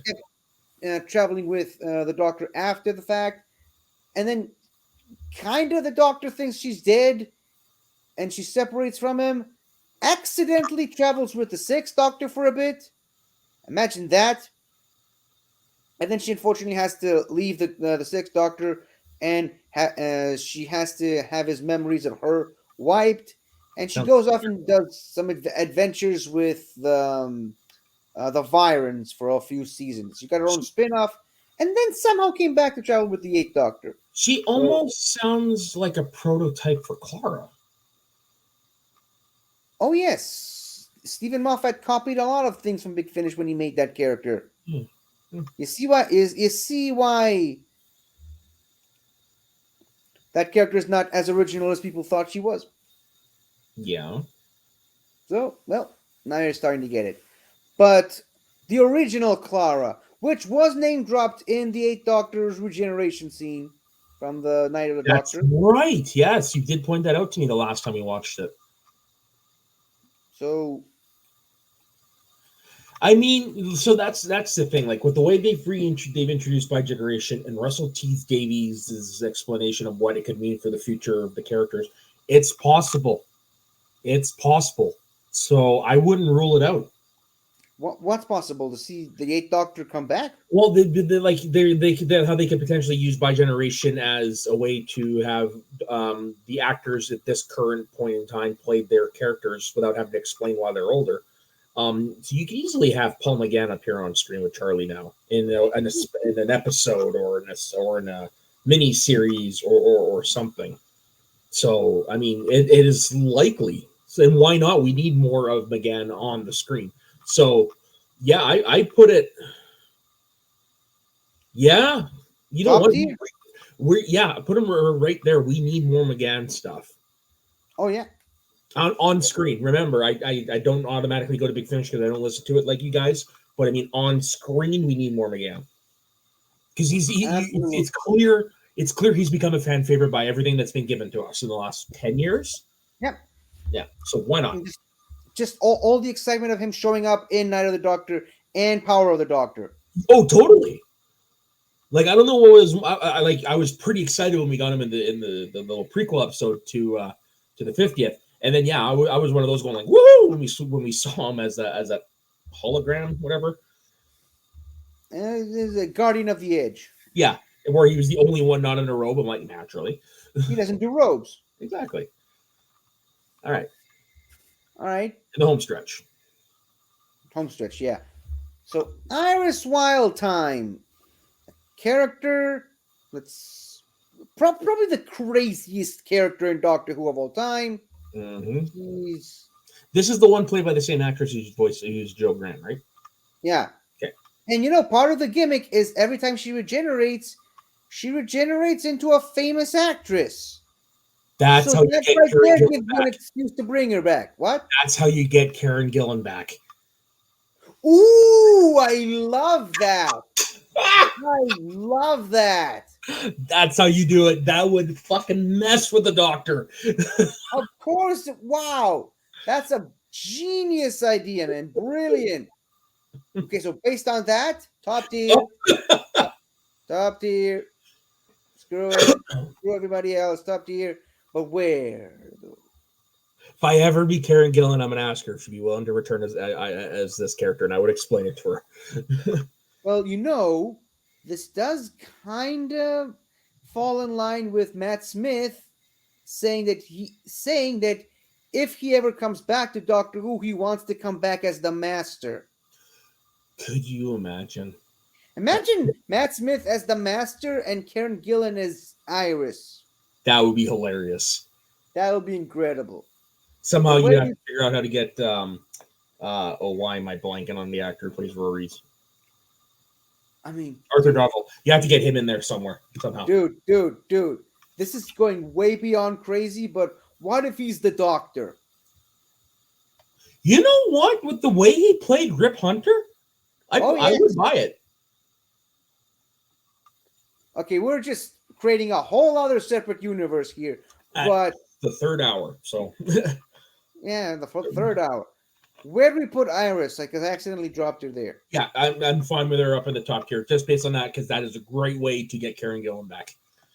Cool. Speaking of things from the Matt Smith era that needs to come back, Winston Churchill. Naturally. Yeah, why hasn't he come back? I don't know. I mean, Ian McNeice loves playing the character on Big Finish. He loves interacting with all the other Doctors. I mean, so far, I don't think we know of a Doctor, well, minus the Fugitive Doctor and Backwards, but we don't know of a Doctor that Churchill doesn't know about or hasn't met. So, I mean, yeah, we're about due to have an episode take place during Churchill's lifetime. It's been a while. Yeah, and he's got such a long and extensive lifespan. You could literally drop him anywhere. You don't have to see. Even it doesn't exactly have to be this version of Churchill as well. It could even be a younger Churchill. Yeah, young Churchill. So yeah, no, I'm surprised. So I would put him up in the top, up there somewhere, but I don't know where. I don't know. Actually, yeah, let's put him at the top, right next to Charlie. Yeah, there you go. Actually, I would put him just above Charlie because he's already been established in the on-screen universe as opposed to Charlie, more likely to come back. All right. Okay, now this is another character that needs to come back. Omega. Omega. Yeah. I mean, if you're bringing back Rassilon, please bring back Omega as well. Hmm. And we kind of did see something resembling Rassilon and Omega in the Timeless Children episode with Tecteun. So now we have the three founding fathers of Gallifrey, Rassilon, Omega, and the other, which we now know is Tecteun.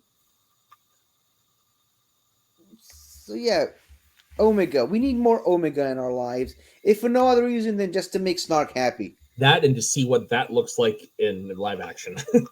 Absolutely. Well, I mean, you can't see it in live action in the Three Doctors, but this is a much more epic As a looking modern version. modern. Yeah. I version. get you. I get you. So not an S tier for me, unfortunately, but I'm willing to have it in the A, which I'm blanking on the name. One Day She'll Come Back. Yes, that's the one. I'm like, I know it's a line. Well, I don't know, man. It's an S tier for me and Snark. Okay, well then we're counting starts in this, so yeah, put her in S then. So right above the vampires. There you go. Good compromise. Okay, now this one is something I thought for sure was going to come back in the 60th. The Valyard. Yeah, a lot of people were wondering that. Like, what? Where is the Valyard? Why has he never been addressed on the show? And you know what? But from what we know, the Valyard could Chudigawa's branch of the Doctor become the Valyard. Yeah, maybe. Oh, actually, you know that. That is a very good idea. Yeah. Why Generation introduced so many different things you can do now in Doctor Who? Amen. Because what is it we know? What is it we know about this version of this character? He's a somewhat undetermined future version of the Doctor. So there you go. Yeah. Somewhere between his 12th and final incarnation. Yeah. You know what that incarnation is. Yep. So, and this is a character that it seems everyone wants back, and it's for going back years. Yeah. I know what people are going, why it hasn't brought back. and of course, you gotta imagine that if Colin Baker had a proper final season, he would have shown up, the Valyard, and would have been the main villain again. But sadly, we never got it. But hey, at least we got Michael Jaston back on Big Finish for multiple appearances. So this is an S tier because it's time. Oh yes, as Rafiki says, it is time. It is time. And I even put him below Omega. Okay. I personally, because I know the character, would put him above, but I mean, but Omega is the more bigger. I'll take your word for it. Okay, now this one's mostly for me. I just want to see Planet Vortis again. Yep. Any reason to get the Menoptera back? Right, 50. Thank you for bringing that up. Always. But not just the Menoptera. I want to see the Zarbi. I want to see the Optra. I want to see if the peace between all the races actually worked out. Did the 12 moons go back to where they came from? Is the Animus defeated? I'm probably the only person on the planet who's wondering about these questions. Probably. You are a unique type of Doctor Who fan, that is for sure. Yep, that type of Doctor Who fan. So probably bottom of the list, but top of the bottom. Right there. Yeah. And lastly, just I don't want to learn. I mean, the fan theories about these two characters, I think, got really out of hand at first. They're just really fun characters that I want to see back. Mm-hmm. Vinder and Bell. I want to see their daughter. Is what I'm saying. Yeah. Did everything work out between those two by the end? Vinder came back for Power of the Doctor, but just want to see these two together. They were kind of the star-crossed lovers B or C plot of the Flux series. I mean, you never know. You never know. Yeah. So I think More you though. what? This one's definitely more you though, just because I haven't watched Flux. Yeah. But I'm not gonna lie though. With all I'm starting to want to watch Flux, if that makes sense, because of it's been brought up in the 60th and the way we've been discussing it the last little while. I do want to watch it. Just unfortunately, it's not streaming here yet. Watch it. Watch it. Watch it. What part Watch of it's not streaming here did you not understand? I don't care. Find a way. Find a way. Touche. So, not just Flux, but just all the 13th Doctor stuff. I Yeah. think you should. Oh, totally. Especially finally get down to watch The Timeless Child and see why people are so mad about that, maybe. Okay. You know, knowing you, I think you'll like it. But Maybe. Because I'm a different type of fan. yeah, but you know, I could be wrong. So I think it's a good thing we have a tier for things that probably won't come back, but maybe. Yeah. As opposed to a tier where definitely not. Unlikely in all likelihood. But doesn't mean it won't happen. Yeah. But right below the stanza. Mm-hmm. Yeah, I'd say right there's good. And I gotta say, this is probably our most positively top tier. It's definitely. Oh yeah, it's definitely one of our better ones. Definitely one of our better ones. We And really we're did not. balanced. What? It's all across. It's well balanced all across the board. Yeah, it definitely. We did not want to put anything at all in the bottom tier until like half of the show. So Yeah, and those are like just one-offs that we know as a concept, so it's not going to come back. yeah, and things that probably never will come back for Yeah, no reason. So, yep, that's our list. it's pretty good. And of course, You should send that to Snark. Oh, he Yeah, said we he's going should. to watch it. That's right. yeah, I suppose we should. But yeah, we do. So yeah, we had some fun talking about what could show up in the upcoming series with Shuri Gakwa. We know that at least Mel is coming back again. We know Kate Stewart is coming back. Mhm. We know Shirley Ann Bigham is probably coming back, but that is a story for another time.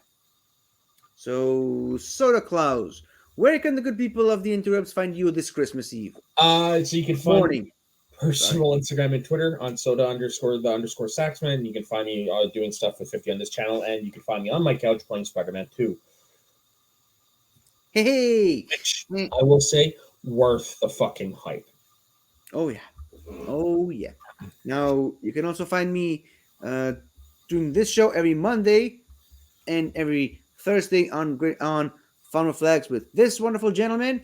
And if you want to know my thoughts on the 60th anniversary specials, this morning, as of the recording of this video, I've uploaded my full review on all three 60th anniversary specials on my channel, 50 Shades of Geek, where I do weekly reviews of every single Doctor Who episode from 1963 to 2022, and I also uploaded a review for Wonka, and I'm hopefully planning on doing another one for Aquaman. So be sure to check out that, and you can also check out all the other channels from the wider Benverse at large, like Something to Talk About, Galaxy Geeks, Multiverse of Geekdom, Movie Lovers Unite, The Midnight Cinema, 8-Time Reviews, and In the Front Row, which is not pictured in this thumbnail.